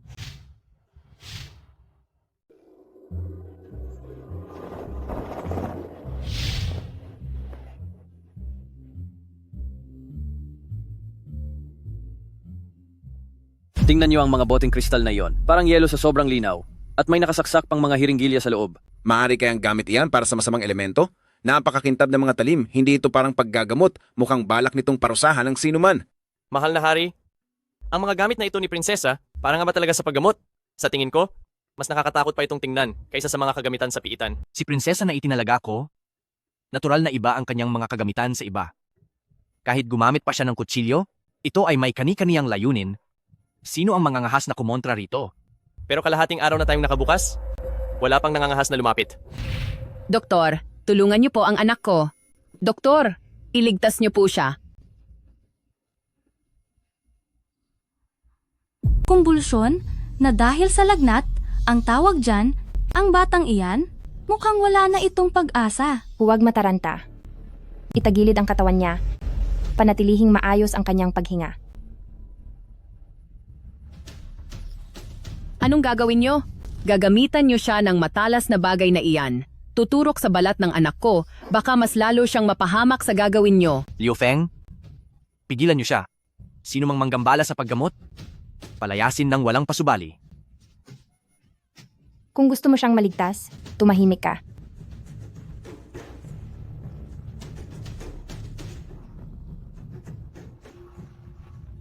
Anak ko,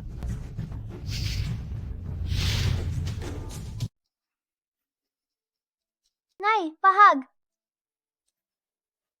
maayos na ang anak ko. Mahusay na manggagamot. Isa ka talagang himalang manggagamot. Mahusay na manggagamot. Mayroon akong espesyal na gamot. Ako muna ang tingnan nyo. Ako muna.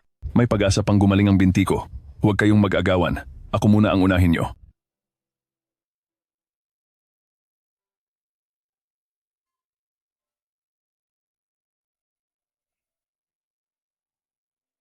Napakahusay talaga ni Prinsesa. Mahal na hari, tila ba kayo ay kay prinsesa ay mas nagiging interesado na? Sa mundong ito, siya lang ang makakapagtanggal ng lasong ito. Kung wala na siya, kanino pa ako hihingi ng tulong? Ganoon ba? Sa nakikita ko po, mahal na hari, hindi nyo na po siya kayang mawala sa inyo. Tingnan nyo ang talento ni prinsesa. Ang lahat ng mga lalaki sa buong kapital ay siguradong maiinggit at magkakandara pa sa kaniya. Kailangan nyong mag-ingat. At baka maagaw pa siya sa inyo ng iba. Masyado kang madaldal. Prinsesa, dahil sa pagligtas niyo sa akin, hindi ko po ito makakalimutan kailanman.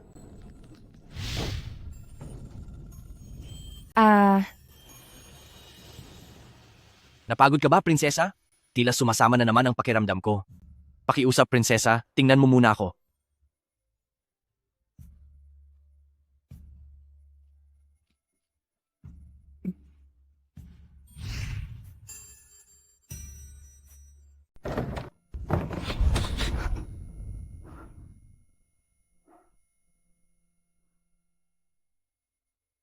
Mukhang napakasama ng timpla ng mahal na prinsipe. Sabihin mo na, kung saang bahagi ang masama ang pakiramdam at ano ang gusto mong ipasuri.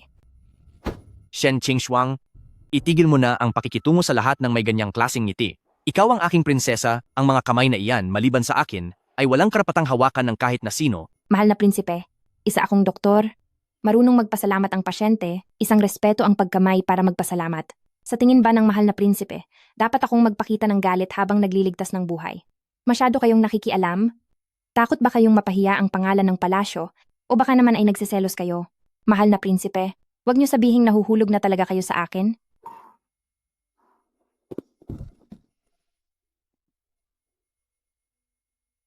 Xiao, Juice, napakadali mo palang biruin.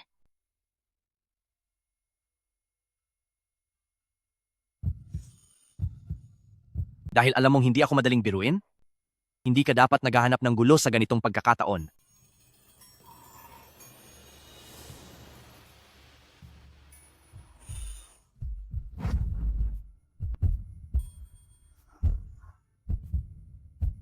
Wala na ang pasyente ni prinsesa. May nawala na dahil kay prinsesa. Hindi ito ang tamang oras.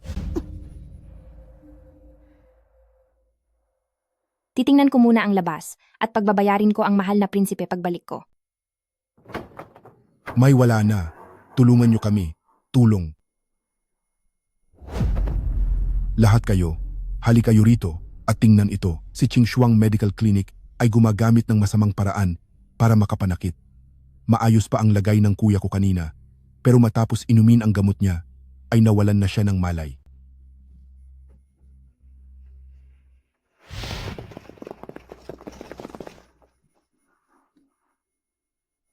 Shen Qingxuang, ginagamit mo ang klinika mo para kumuha ng buhay ng iba, mga tauhan, ipasara ang klinika, at dalhin ang masamang babaeng iyan sa bilangguan.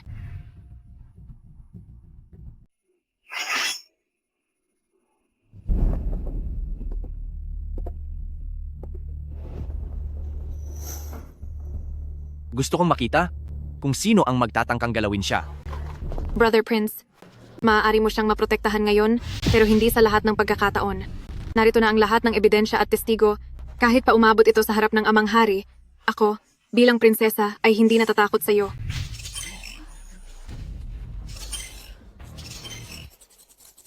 Buwik si Powder. Magpapanggap kang wala na sa harap ko? Ate, makinig ka na lang kay prinsesa at umamin ka na sa iyong kasalanan. Kung hindi mo man iisipin ang iyong sarili, isipin mo naman ang prince. Hindi pa magaling ang prince mula sa pagkalason at mahirap ang kinalalagyan niya ngayon. Ang ganitong panggugulo mo ay magiging dahilan para maaparatangan ang prince sa pagtatakip sa iyong mga kasalanan. Kaya sa tingin ni Bunso, ano ang dapat kong gawin? Basta't handa kang lumuhod at humingi ng tawad kay prinsesa, aminin mong nagkamali ka sa panggagamot, siguradong alang-alang kay prinsesa at sa reputasyon ng ating pamilya, ililigtas niya ang buhay mo. Reputasyon? Dito sa panig ko, lakas lang ang mahalaga. Gusto mo akong paluhurin?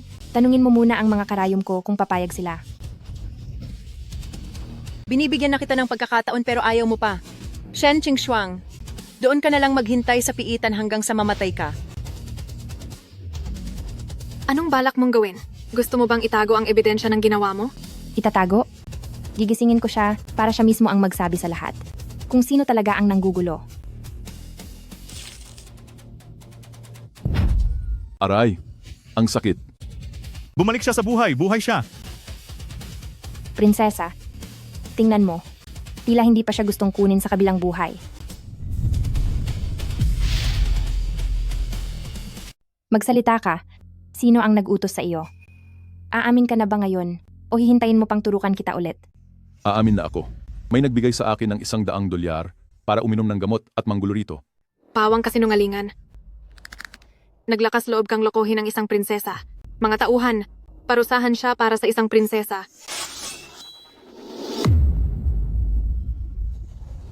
Prinsesa, imbes na pakialaman mo ang klinika ko, pakialaman mo na lang ang mukha mo.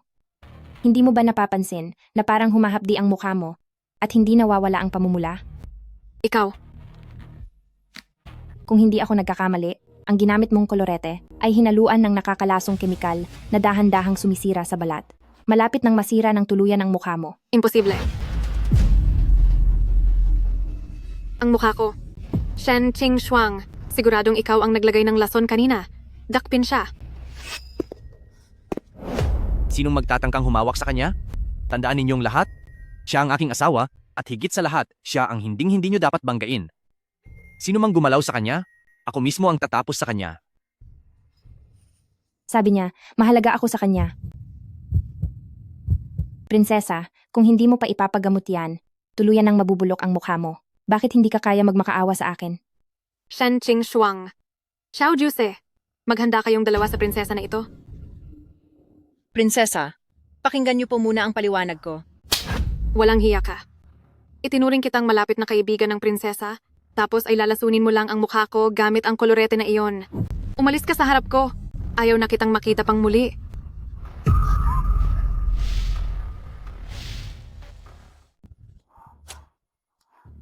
Dakpin siya. Shen Ching Shuang. Anak ako ng Prime Minister's Mansion. Ako ay iyong bunso. Naglakas loob kang gawin ito sa akin sa kalsada. Hindi ka palalagpasin ng aking ama. Ang ibinigay ni Bunso sa prinsesa na makeup ay naglalaman ng matinding lason. Pagtatangka ito sa buhay ng Maharlika, mahal na prinsipe, ayon sa batas ng dakilang kiyan, ang pagtatangka sa prinsesa at pagbibintang sa akin, ano ang kaukulang parusa? Ayon sa batas, dapat lumpuhin ang mga kamay, ipakulong sa madilim na piitan at parusahan hanggang dulo.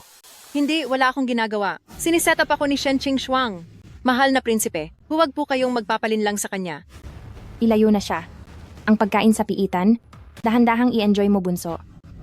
Shen Ching Shuang, pagbabayarin kita. Siguradong ililigtas ako ni ama. Humanda ka. Humanda ka.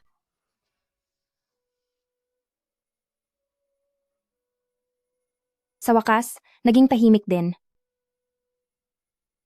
Mahal na prinsipe, kanina sa harap ng maraming tao, sinabi mong ako ang limitasyon mo. Anong ibig sabihin niyon? Napakalinaw na ng sinabi ko. Ang puso ba ng aking asawa ay gawa sa bato, kaya hindi mo maramdaman? Sino ang makakaalam kung ang sinabi niyo ay pampalubag loob lang pala? Baka mamaya, bukas ay ayaw mo na muli sa akin.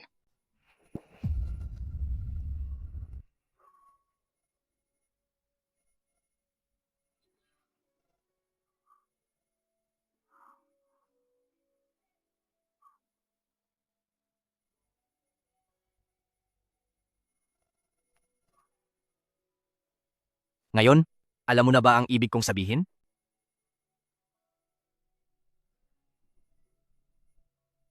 Ang galing mo sa paghalik, ay parang karaniwan lang naman. Anong sinabi mo?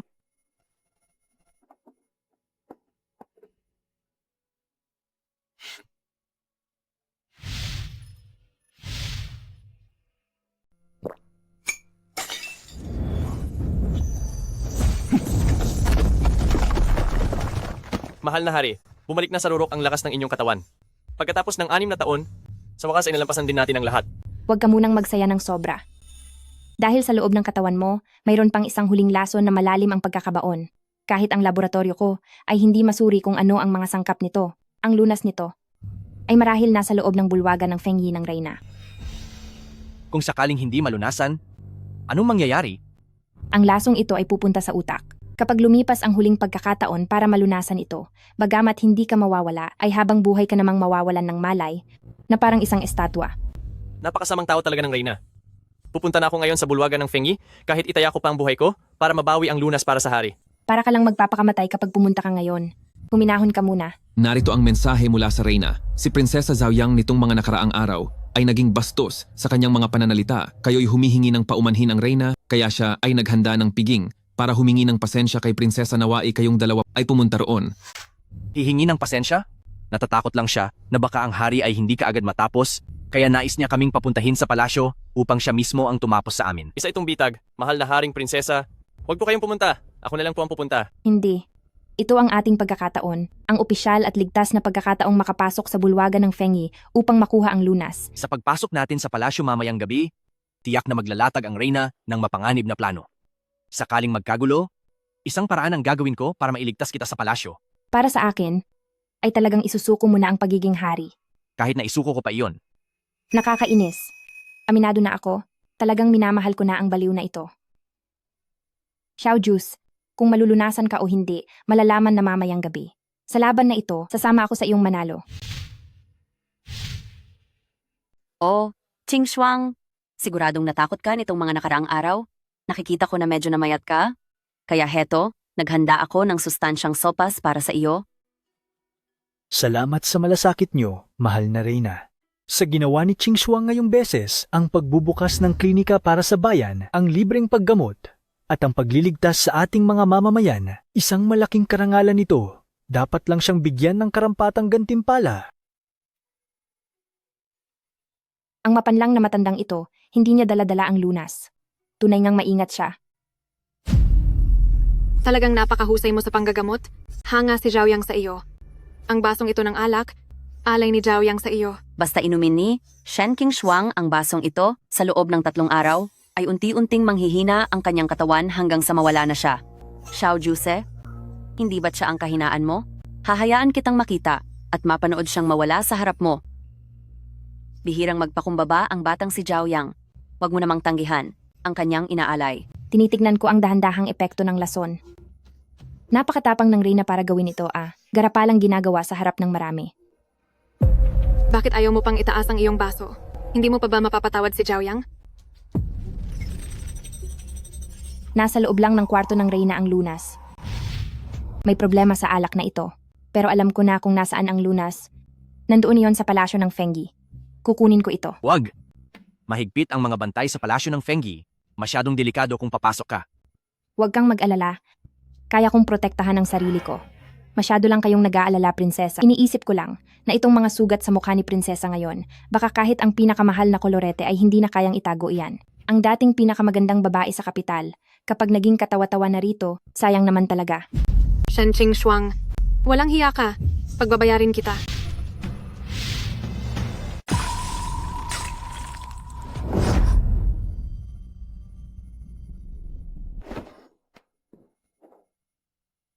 Zhaoyang, sa tingin mo ba ay wala na ako? Lapastangan.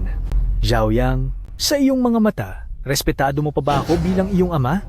Napakawalang galang mo sa harapan ko.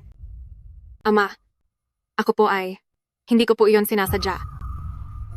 Sinasadya po akong galitin ni Shen Qing Shuang. Nahulog na naman ako sa pakana ng masamang babaeng iyon. Hindi mo sinasadya? Ang aking asawa, kapag may nangyaring masama sa kanya, gigibain ko ang iyong palasyo. At tingnan natin sa oras na iyon, kung sasabihin ko ring hindi ko iyon sinasadya. Ang aking kasuotan ay nadumihan na po. Baka po kawalan ito ng galang sa harapan ninyo. Nakikiusap po ako kay Inang Reyna. Napayagan po akong magpalit sa kabilang kwarto. Dahil ayaw mong inumin ng lason, ang mga inutusan kong tauhan, ang tatapos sa iyo. Pasensya na po, hindi naging maayos ang pag-uugali ni Zhaoyang. Kayo, dalhin si Consort Se sa bulwagan ng Fengyi sa gilid ng Qiushuang Pavilion para magpalit. Doon ay tahimik, walang mang-aabala sa iyo. Isang maikling oras lang. Kung hindi ako makabalik agad, hanapin mo ako. Mag-ingat ka. Huwag kang mag-alala. Naglagay na ako ng mga tauhan sa Qiushuang Pavilion. Kapag wala na si Shen Qing Shuang doon, siguradong mawawala sa sarili si Xiao Juice. Maaari natin silang pagbintangan ng pagtataksil at sabay silang mawawala. Totoo po ba, Inang Reyna? Gusto kong makita sa sarili kong mga mata ang kalunos-lunos na pagtapos kay Shen Qing Shuang.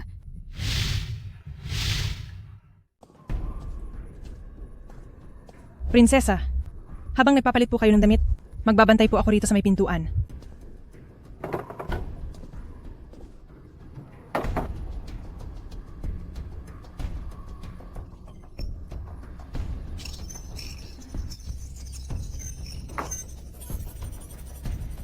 May dalawa sa taas ng kisame, may dalawa sa likod ng tabing, at may isa pang nanonood lang sa labas ng pinto.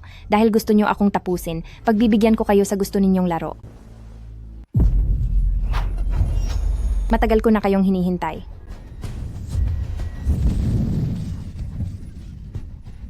Ano ang bagay na ito? Nasaan ang tao? Shen Qingxuang, ano ang balak mong gawin?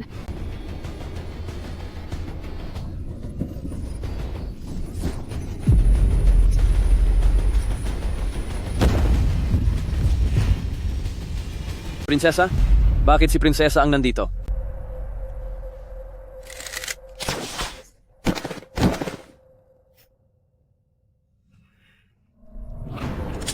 Huwag niyo akong sisihin kung maging malupit ako.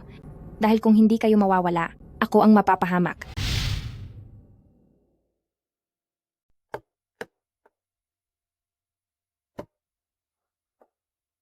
Mahal na hari, matagal na pong nagbibihis si Qing Shuang at hindi mapakali ang iyong anak, kaya mauuna na po ako. Mukhang masyadong maalaga si Prince sa kanyang asawa. Nararamdaman ko rin na sobrang tagal nang nawala si Qing Shuang sa kanyang upuan. Paano kung naligaw siya sa palasyong ito? Hindi ba't mahirap iyon? Kaya mas mabuti sigurong samahan kita para tingnan siya. Xiao Juice, sa sandaling makita mo na ang wala ng buhay na katawan ni Shen Qingxuang, ano kaya ang magiging reaksyon mo?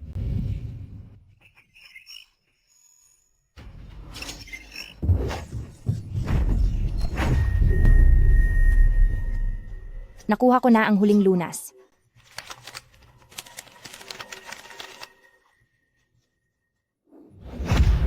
Ibang klase ka talaga, Kanseller Shen. Tinapos mo ang buhay ni Consort Chen, nilason mo si Prinsipe. Lumalabas na sangkot ka pala sa lahat. May tao.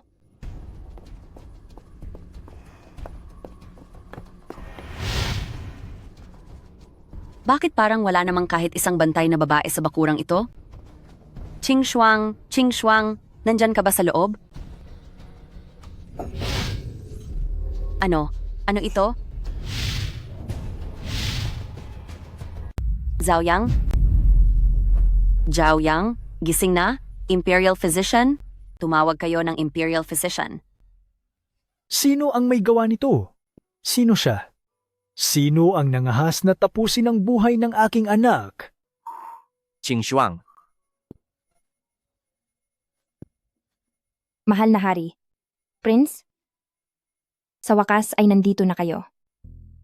Consort Se. Ano ba ang nangyari? Kapasok ko pa lang po ng Qishuang Court, ay galit na pumasok si Prinsesa Zhaoyang. Sinasabi niyang titingnan niya kung may dala akong bawal na gamit galing sa palasyo. Sino ang mag-aakalang mga kriminal na nakaitim ang bigla na lang lilitaw? Masyadong madilim sa kwarto, kaya kahit anong anino sa harap ng kurtina ay agad nilang inatake. Dahil sa takot, nagtago ako sa loob ng malaking cabinet at doon lang ako nakaligtas. Imposible. Wala na ang lahat ng mga kriminal at ikaw lang ang buhay, siguradong ikaw ang nagtapos sa kanila. Narinig ko po mula sa loob ng cabinet na napagtanto nilang maling tao ang natira nila. Sinabi nila, lagot, si Prinsesa Zhaoyang ang natapos natin. Pagkatapos ay nagtalo sila, sabi nila, hindi tayo pakakawalan ng mahal na reyna. Wala na tayong kawala, mabuting tapusin na lang natin ang ating buhay para hindi na tayo makaranas ng matinding parusa.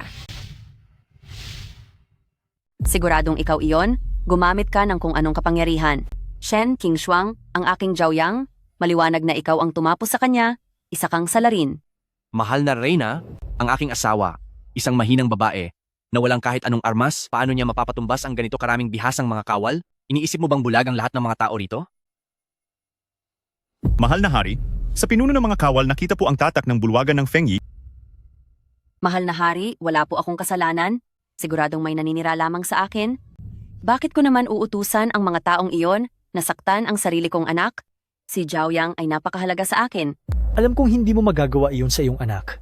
Ngunit paano kung ang nais mo ay ang saktan si Consort Se pero ang aksidenteng nadamay ay si Zhaoyang?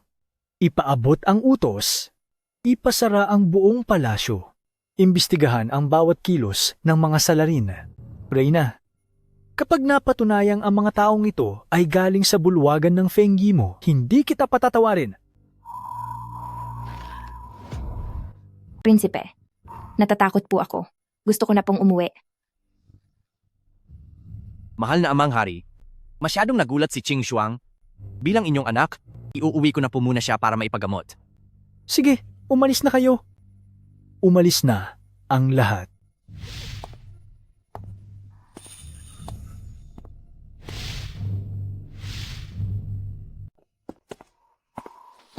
Mahal na prinsipe, kumusta ang aking pag-arte?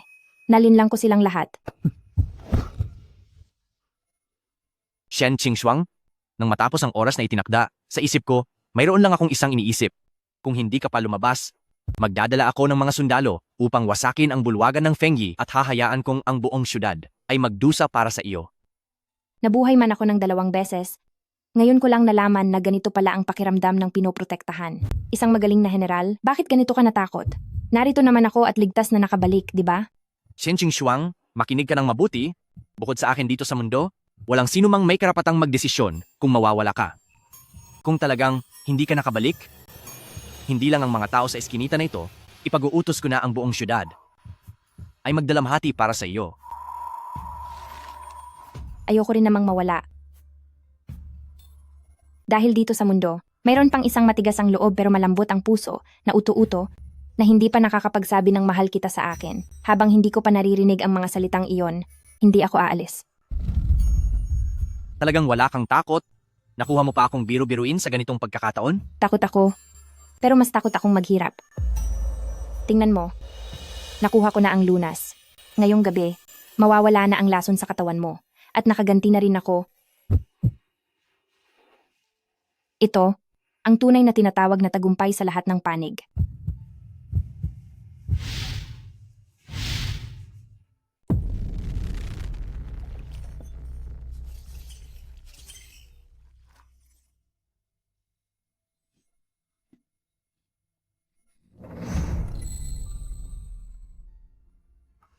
Chow Juice, hubarin mo ang damit mo. Prinsesa, hindi ito ang tamang oras para gawin iyan. Ano bang iniisip mo? Para mawala ang lason, kailangang turukan ng 6 na bahagi sa likod mo ng sabay-sabay. Paano kita matutusukan ng karayom kung hindi mo huhubarin ang iyong pang-itaas? Mukhang wala na talaga siyang ibang iniisip.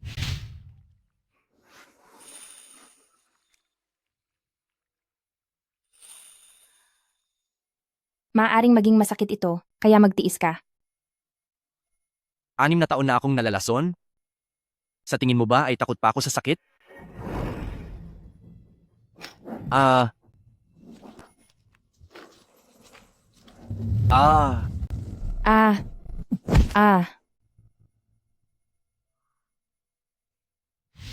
Prinsipe, prinsesa, ayos na po ba?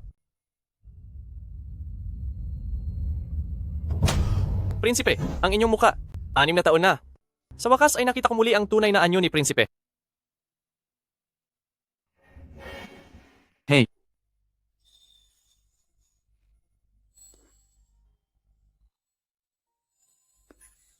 Shen Qingxuang. Nagawa mo.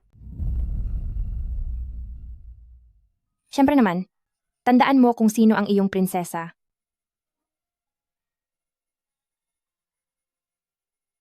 Bakit ka umiiyak?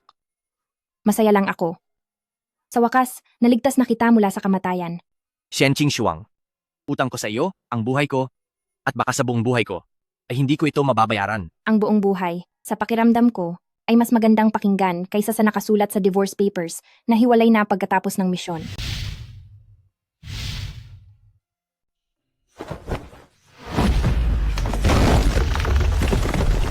Sige na, wag mo namang sirain ang looban ko. Ang katawan mo ngayon ay mas malakas pa kaysa bago ka nalason. Matapos mawala ang lason sa katawan mo, lalong naging aktibo ang dati mong baradong mga ugat. Sa madaling salita, nasa pinakamalakas ka ng kondisyon. Pinakamalakas? Oo. Ang ibig sabihin nito ay wala ka ng katapat sa buong mundo. Hindi importante ang pagiging malakas. Ang mahalaga ay, ngayon, kaya na kitang protektahan. Huwag kang masyadong malambing.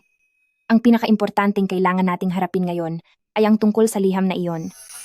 Ang lihim na sulat ni Chancellor Shen para sa Reyna, nasangkot siya sa sabuatan na naging dahilan ng pagkawala ni Consort Chen at siya pa ang gumawa ng lason na ginamit sa iyo. Ang sarili kong ama ay ang tumapos sa nanay mo at ang kasabwat sa paglason sa iyo. Ibang klase rin ang Chancellor Shen na iyan. Ang nangyari kay ina at ang 6 na taon ng lason ay pagbabayarin ko na ngayong araw. Huwag kang magmadali. Kawawala lang ng anak ng Reyna, para siyang isang sugatang ahas ngayon, napakadelikado. Kailangan muna nating gumawa ng plano para maglaban silang dalawa ni Chancellor Shen at hayaan silang mag-ubusan, tsaka natin sila tatapusin ng sabay. May plano ka ba? Siyempre naman, sa unang hakbang, ang sulat na ito ay hindi muna natin gagamitin. Palalabasin ko mismo si Chancellor Shen sa kaniyang pinagtataguan. Inang Reyna, 3 araw na po kayong hindi kumakain. Para sa nangyari kay Xiaoyang, papanagutin ko po sila. Pananagutin? Paano mo sila mapapanagot? Ang iyong ama ay nagpadala na ng mga tauhan para imbestigahan ang palasyo ko, wala na ang aking mga kawal, halos kalahati na ng impluensya ko ang nawala, at gumaling na rin si Xiao Juice mula sa lason. Ngayong wala na siyang lason at bumalik ang lakas niya, sino sa palasyo ang maglalakas loob na lumaban sa kaniya? Pero po, dahil kay Shen Qingxuang, kaya wala na si Xiaoyang, hindi na lang natin pwedeng hayaan ito. Siyempre, hindi ko ito palalampasin, ngunit hindi ito ang tamang panahon para makipagsagupaan. Tandaan mo, ang pinakamatalas na kutsilyo sa pagpatay ay hindi gawa sa bakal, kundi sa isipan ng tao. Ang ibig niyo po bang sabihin, Inang Reyna? Si Shen Qingxuang ay may isang malaking kahinaan. Mayroon siyang yaya na si Narsing Liu na ang pamilya ay nasa Prime Minister's Mansion. At ang punong ministro ay kakampi natin, nasa iisang panig lang kami dahil sangkot din siya sa nangyari kay Consort Chen at sa paglason kay Xiao Juice. Higit kanino man ay natatakot siyang ungkitin ni Xiao Juice ang nakaraan. Utusan niyo siya na ipadala si Narsing Liu sa mansyon ni Prinsipe Se para maging espiya at dahan-dahang lasonin si Shen Qingxuang ng patago. Xiaoyang, maghintay ka. Ipadaramdam ko, bilang Inang Reyna, kay Shen Qingxuang, ang pakiramdam na mawala ng mahal sa buhay.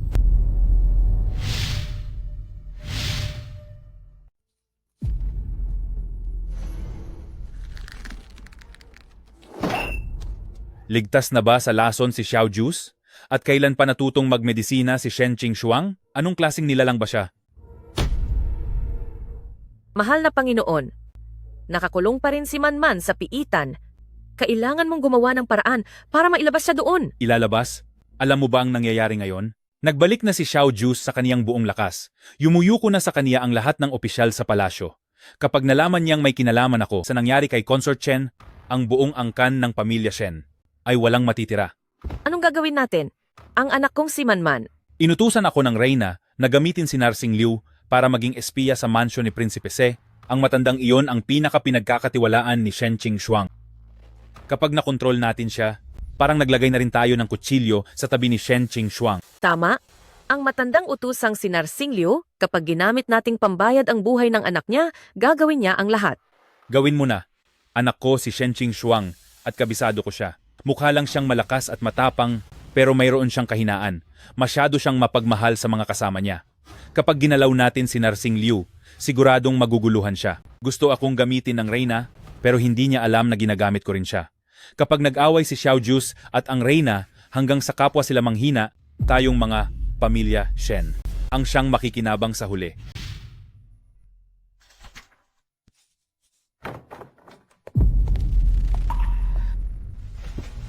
Momo, kagagaling nyo lang po sa sakit. Hayaan nyo na ang mga tauhan ni na Qingsheng ang gumawa niyan. Bakit kayo pa ang nagpapapagod? Ako po. Ang buhay ko ay utang ko sa mahal na prinsesa. Ang maliit na bagay na ito ay gusto kong gawin para sa kaniya. Kahapon ay ibinalik ng Panginoon ang aking kasulatan ng pagkaalipin para daw mapagsilbihan ko kayong mabuti dito sa Princess Mansion. Biglang naging mabait si Chancellor Shen, parang may mali.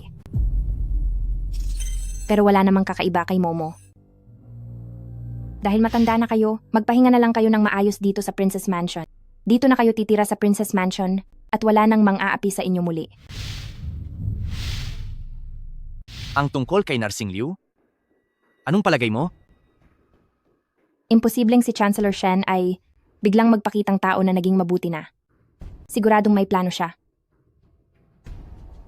At hahayaan mo pa rin ang taong iyon sa tabi mo? Siyempre, dapat ko siyang iwan sa tabi ko. Siya si Mame, at siya rin ang kamay, na inabot ni Chancellor Shen. Gusto kong maniwala siyang maganda ang takbo ng plano niya, para lalo siyang magkamali at lumabas ang mga butas. Hindi ka ba natatakot na saktan kanya talaga? Ang laboratorio ko ay nagbabantay ng 24 oras sa lahat ng pagkain ng palasyo at sa bawat sangkap ng tubig. Anumang kakaiba ay agad ko po itong malalaman. Pero tunay ang pagmamahal ni Mame sa akin, Kung may gawin man siyang hindi maganda, siguradong pinilit lang siya. Ayaw ko siyang masaktan. Huwag kang mag-alala. Protektahan kita ng husto, pati na ang iyong mame na mahalaga sa iyo. Ang lalaking ito, kailan pa siya natutong magsalita ng ganito kaganda?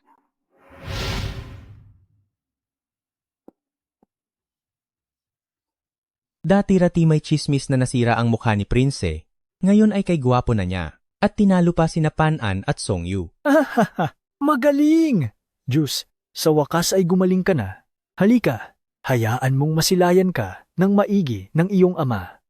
Ama, ang lason sa katawan ko ay tuluyan nang nawala. Ito ay dahil sa aking asawang si Shen Qingxuang na isang napakahusay na manggagamot. Hinihiling ko po na bigyan ng aking asawa ng pinakamataas na ranggo ng parangal at pagkalooban siya ng plakang ginto para sa panggagamot doon sa Qingxuang Medical Clinic. Libreng nang gagamot doon sa klinika. Marami na siyang naligtas na mga tao. Nararapat lang siya roon. Nararapat nga po siya. Nararapat po. Nang bumalik ang tunay na mukha ni Xiao Juice, nagmistulang siya na si Consort Chen. Sa ugali niyang iyan, hindi niya titigilan ang paghahanap sa sanhi ng pagkamatay ng kanyang ina. Ngayong nakuha na naman niya ang tiwala ng hari, kailangan ko nang unahan siya bago pa niya malaman ang katotohanan tungkol sa nangyari kay Consort Chen.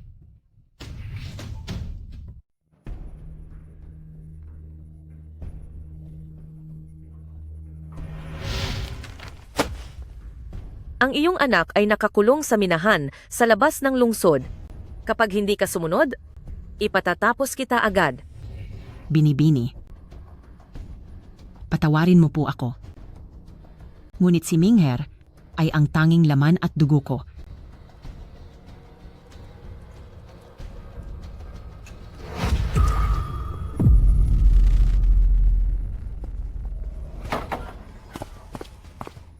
Mahal na prinsipe, mahal na prinsesa, nilagyan ni Narsing Liu ng lason ang sopas na Silver Ear.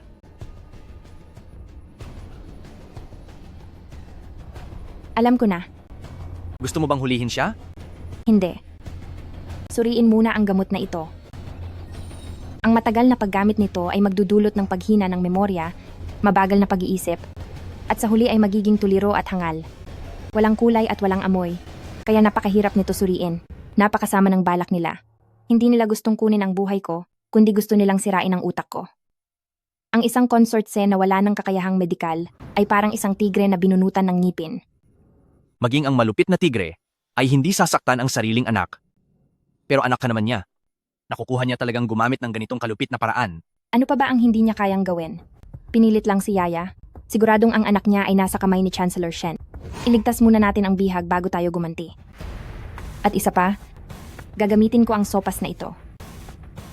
Paano mo gagamitin? Gagawa tayo ng eksena, isang palabas, kung saan ang prinsesa ay nahilo at naging hangal sa lason, upang maniwala si Chancellor Shen at ang reyna na nagtagumpay ang kanilang plano para maging kampante sila. At pagkatapos ay mailitaw natin sila sa kanilang lungga.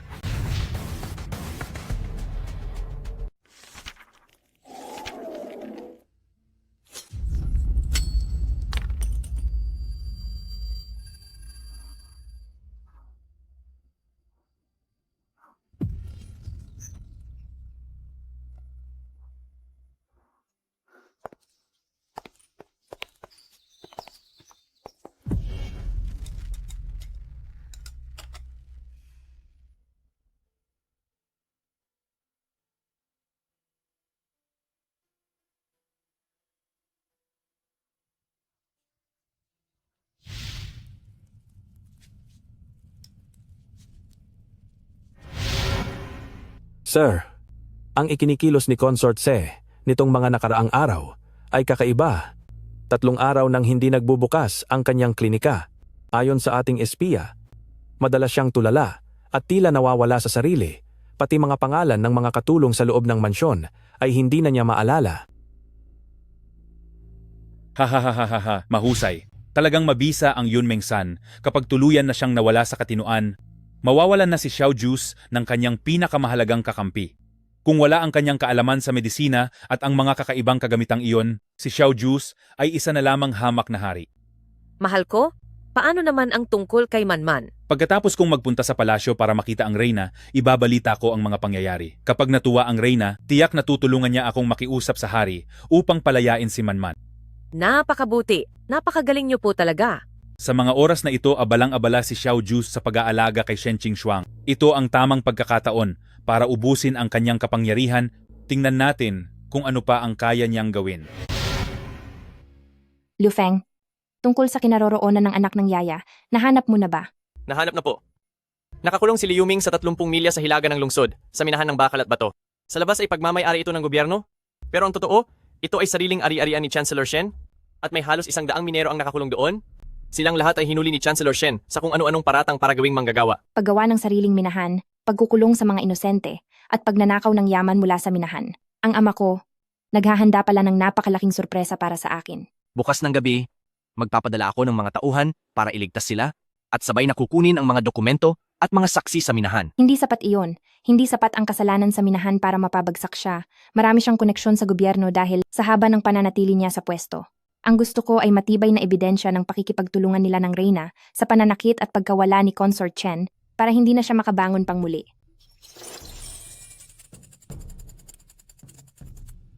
Kaya ng bagay na ito na i-record ang bawat tunog sa loob ng 5 metrong distansya, kailangang mailagay natin ito sa loob ng silid ni Chancellor Shen. Sa tuwing nakikita ko ang mga gamit mo, nararamdaman ko na hindi ka nagmula sa mundong ito. Hindi naman talaga ako nagmula sa mundong ito. Pero dahil narito ka sa mundong ito, kaya pipiliin kong manatili. Mahal kong asawa, nagiging mabulaklak na ang iyong pananalita. Hindi mo pa naman nasusubukan. Paano mo nalaman na matamis ito?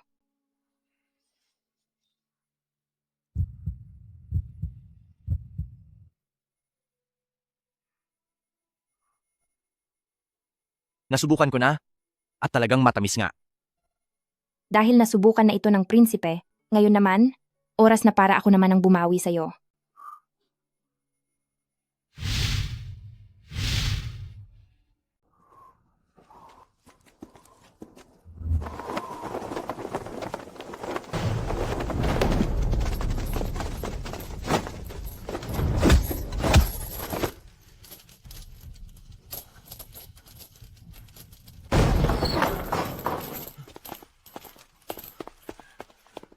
Liu Ming.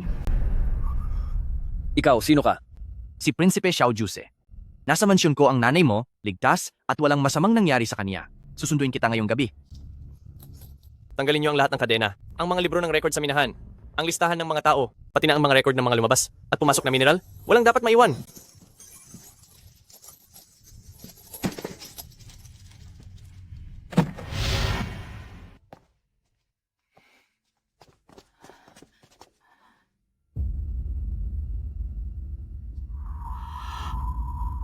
Minger. Minger.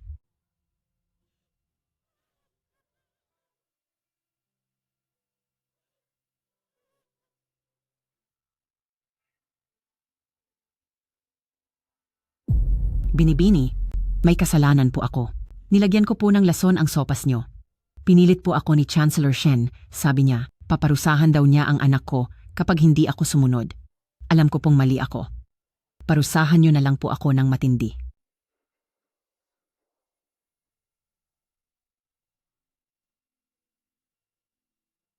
Momo, matagal ko na po itong alam. Tungkol sa mga sopas na yon, kahit isang patak ay hindi ako uminom. Alam nyo po. Alam nyo? Momo, kayo na ang nag-alaga sa akin simula pagkabata. Nung sinabi nyo na, ibalik sa inyo ni Chancellor Shen ang kasunduan nyo sa pagsisilbi, nahulaan ko na agad na pinipilit lang kayo. Hindi po ako galit sa inyo. Galit ako sa taong namilit sa inyo.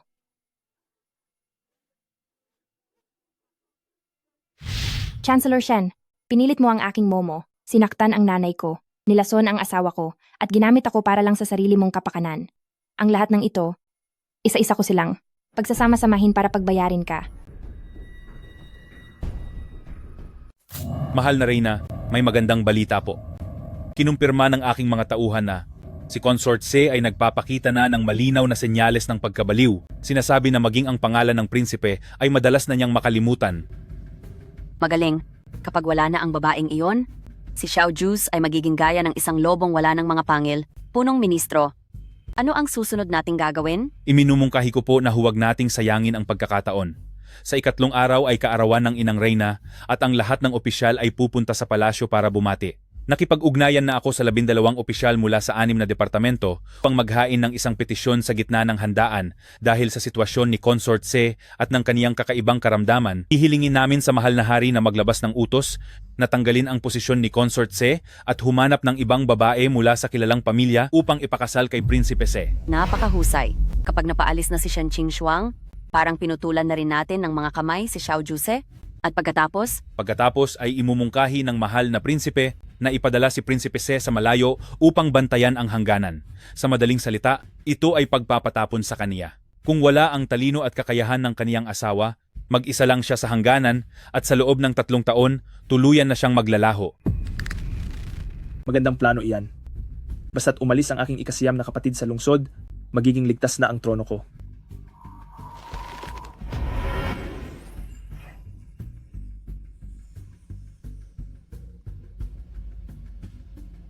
Record lahat.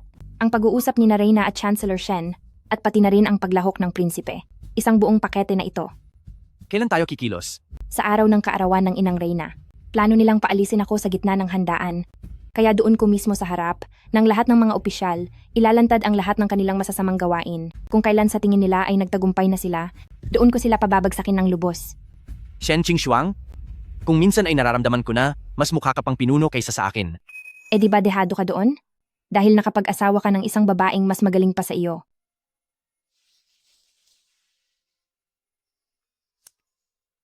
Hindi ako lugi. Dahil mas magaling ang asawa ko kaysa sa akin, swerte ko pa rin. Masyado kang mabulaklak magsalita. Nasaan na ang nakakatakot na prinsipe noon na muntik na akong tapusin?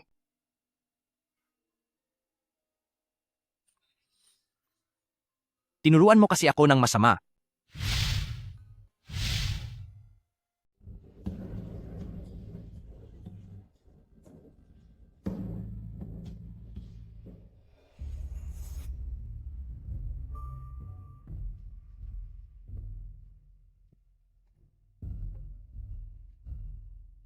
Tingnan mo ang itsura ng hangal na iyan. Yun Mingsan ay talagang mapapakinabangan. At pagkatapos nito, titingnan natin ang ipapakita ni Chancellor Shen. Mahal na hari, mayroon po akong isang bagay na kailangang iulat sa inyo. Bilang isang ama, nadudurog ang puso ko. Sumasamo po ako sa inyong kabutihan, payagan si Consort C na makauwi upang magpagaling at humanap na lamang ng ibang mapapangasawa. Sangayon po ako riyan. Kung si Consort C ay mayroong malubhang karamdaman, baka makaapekto ito sa dangal ng pamilya. Sumasang-ayon din po ako. Si Prince ay maraming naitulong. Hindi siya dapat mahila pababa nito. Juice, ano ang masasabi mo tungkol dito? Mahal kong ama, mayroon po akong sasabihin. Bago pa mag-alala ang mga marangal na opisyal para sa prinsesa, hayaan muna natin ang prinsesa na magsalita para sa kanyang sarili. Salamat sa pag-aalala ninyo, mga marangal na opisyal. Ngunit tungkol sa sakit ko bilang isang prinsesa, ngayong araw na ito ay magaling na ako.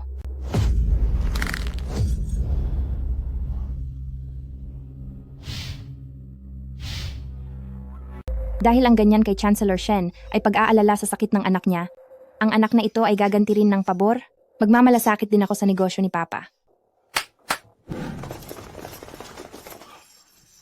Anong nangyayari dito?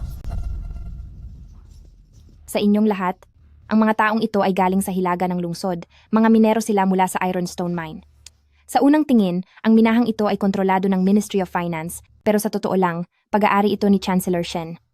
Gumamit siya ng iba't ibang mapanirang paratang para gawing alipin ang mga inosenteng tao para makuha ang kita mula sa minahan. Sa loob ng 6 na taon, umabot na sa 300,000 dolyar ang ninakaw niya. Narito ang mga dokumento at narito ang mga saksi. Ikaw, sinungaling ka. Peke ang mga dokumentong iyan. Peke? Pati ba ang mga sugat ng mga minerong ito, peke rin ba?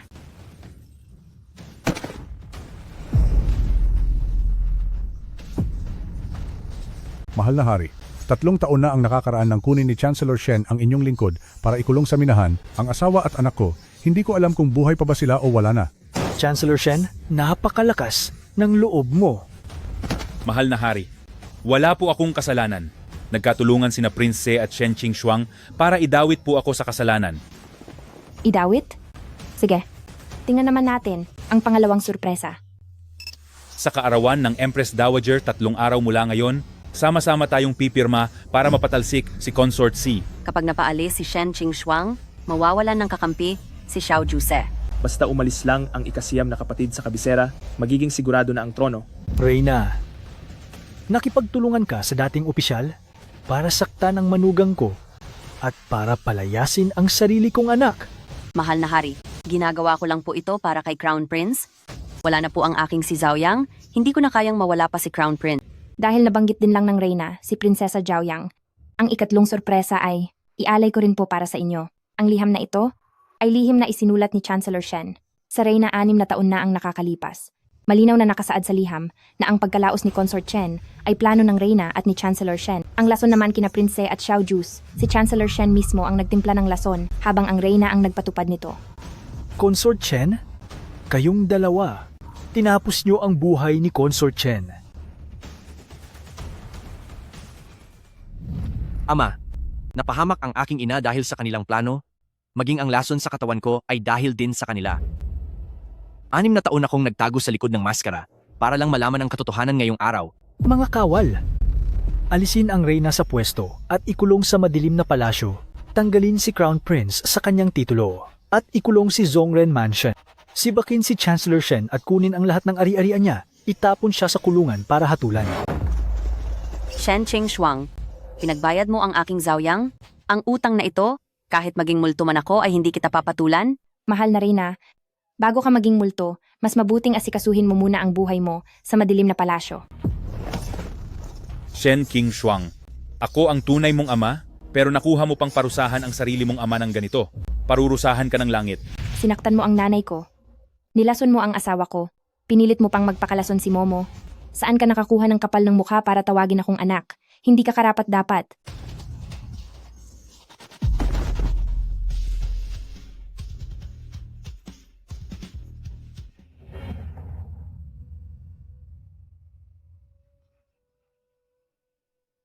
Tapos na ang lahat. Sa wakas, natapos na rin. Hindi pa. Sinabi mo noon na may isang taong sutil pero mabait ang loob na may utang pa sa iyong sasabihin.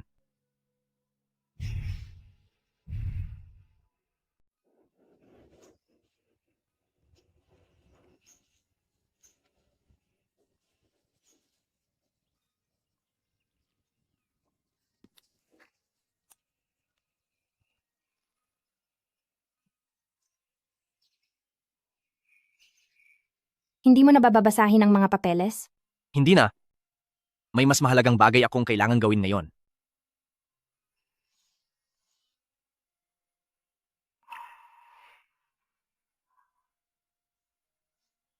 Ano yon?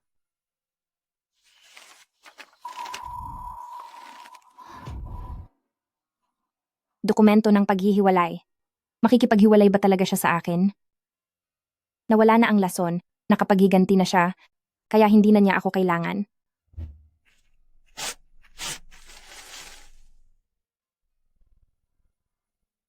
Ikaw.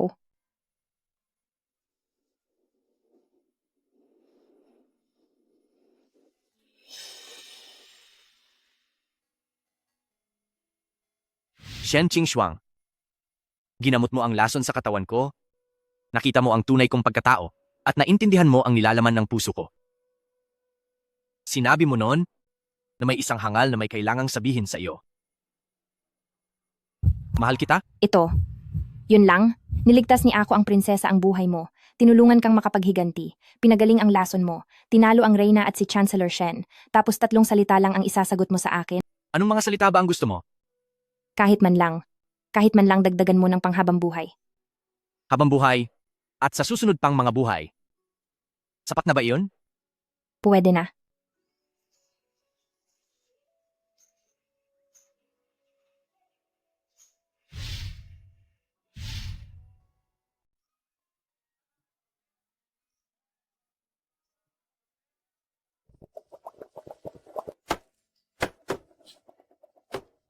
Mahal na prinsipe, may balita mula sa palasyo? Nagpa siya ang mahal na hari na gawin kayong prinsipe koronado. Naiintindihan ko. Kung gayon, ano po ang plano nyo?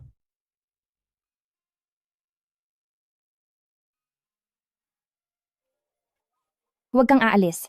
Huwag munang magmadali. Hintayin muna siyang matapos, hayaan siyang magdesisyon. Pahihintulutan nyo si prinsesa na magdesisyon. Kung ayaw niyang maging crown princess, hindi na rin ako magiging prinsipe koronado. Kung gusto niyang ituloy ang kanyang klinika, ipagtatayo ko siya niyan sa buong mundo. Kung gusto niyang bumalik sa panahon niya ngayon, sasama ako sa kanya. Mahal na prinsipe, seryoso po ba kayo? Prinsesa, gusto mo bang maging crown princess? Bitawan mo ako. Tatakas na ang lalaking iyon. Anong crown princess? Gusto akong gawing prinsipe koronado ng ama, pero kung ayaw mo, tatanggihan ko na lang. Tingin mo ba sa akin na isang Shen Qingxuang ay ang tipo na ayaw sa mataas na posisyon? Bakit? Anong masama sa pagiging crown princess? Kaya kong harapin kahit ang reyna. Kaya kong sampahan ng kaso kahit si Chancellor Shen. Kaya kong parusahan kahit ang mga bayarang mandirigma.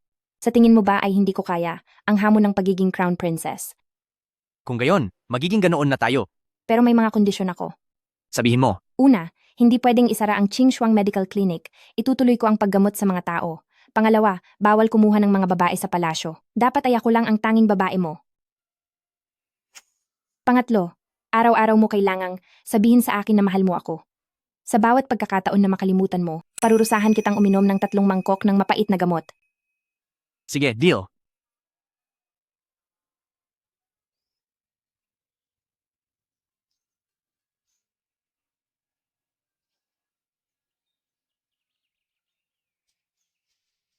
Bago ako napunta rito, akala ko ang kabuluhan ng buhay ko ay ang maging pinakamagaling na doktor at magsulat ng pinakamagagandang pag-aaral. Pero mula nang napunta ako rito, napagtanto ko na ang kahulugan ng buhay ay ang makatagpo ng isang tao na karapat-dapat paglaanan ng iyong buong buhay at kasama siya ay baguhin ang malupit na mundong ito ayon sa gusto mong mangyari.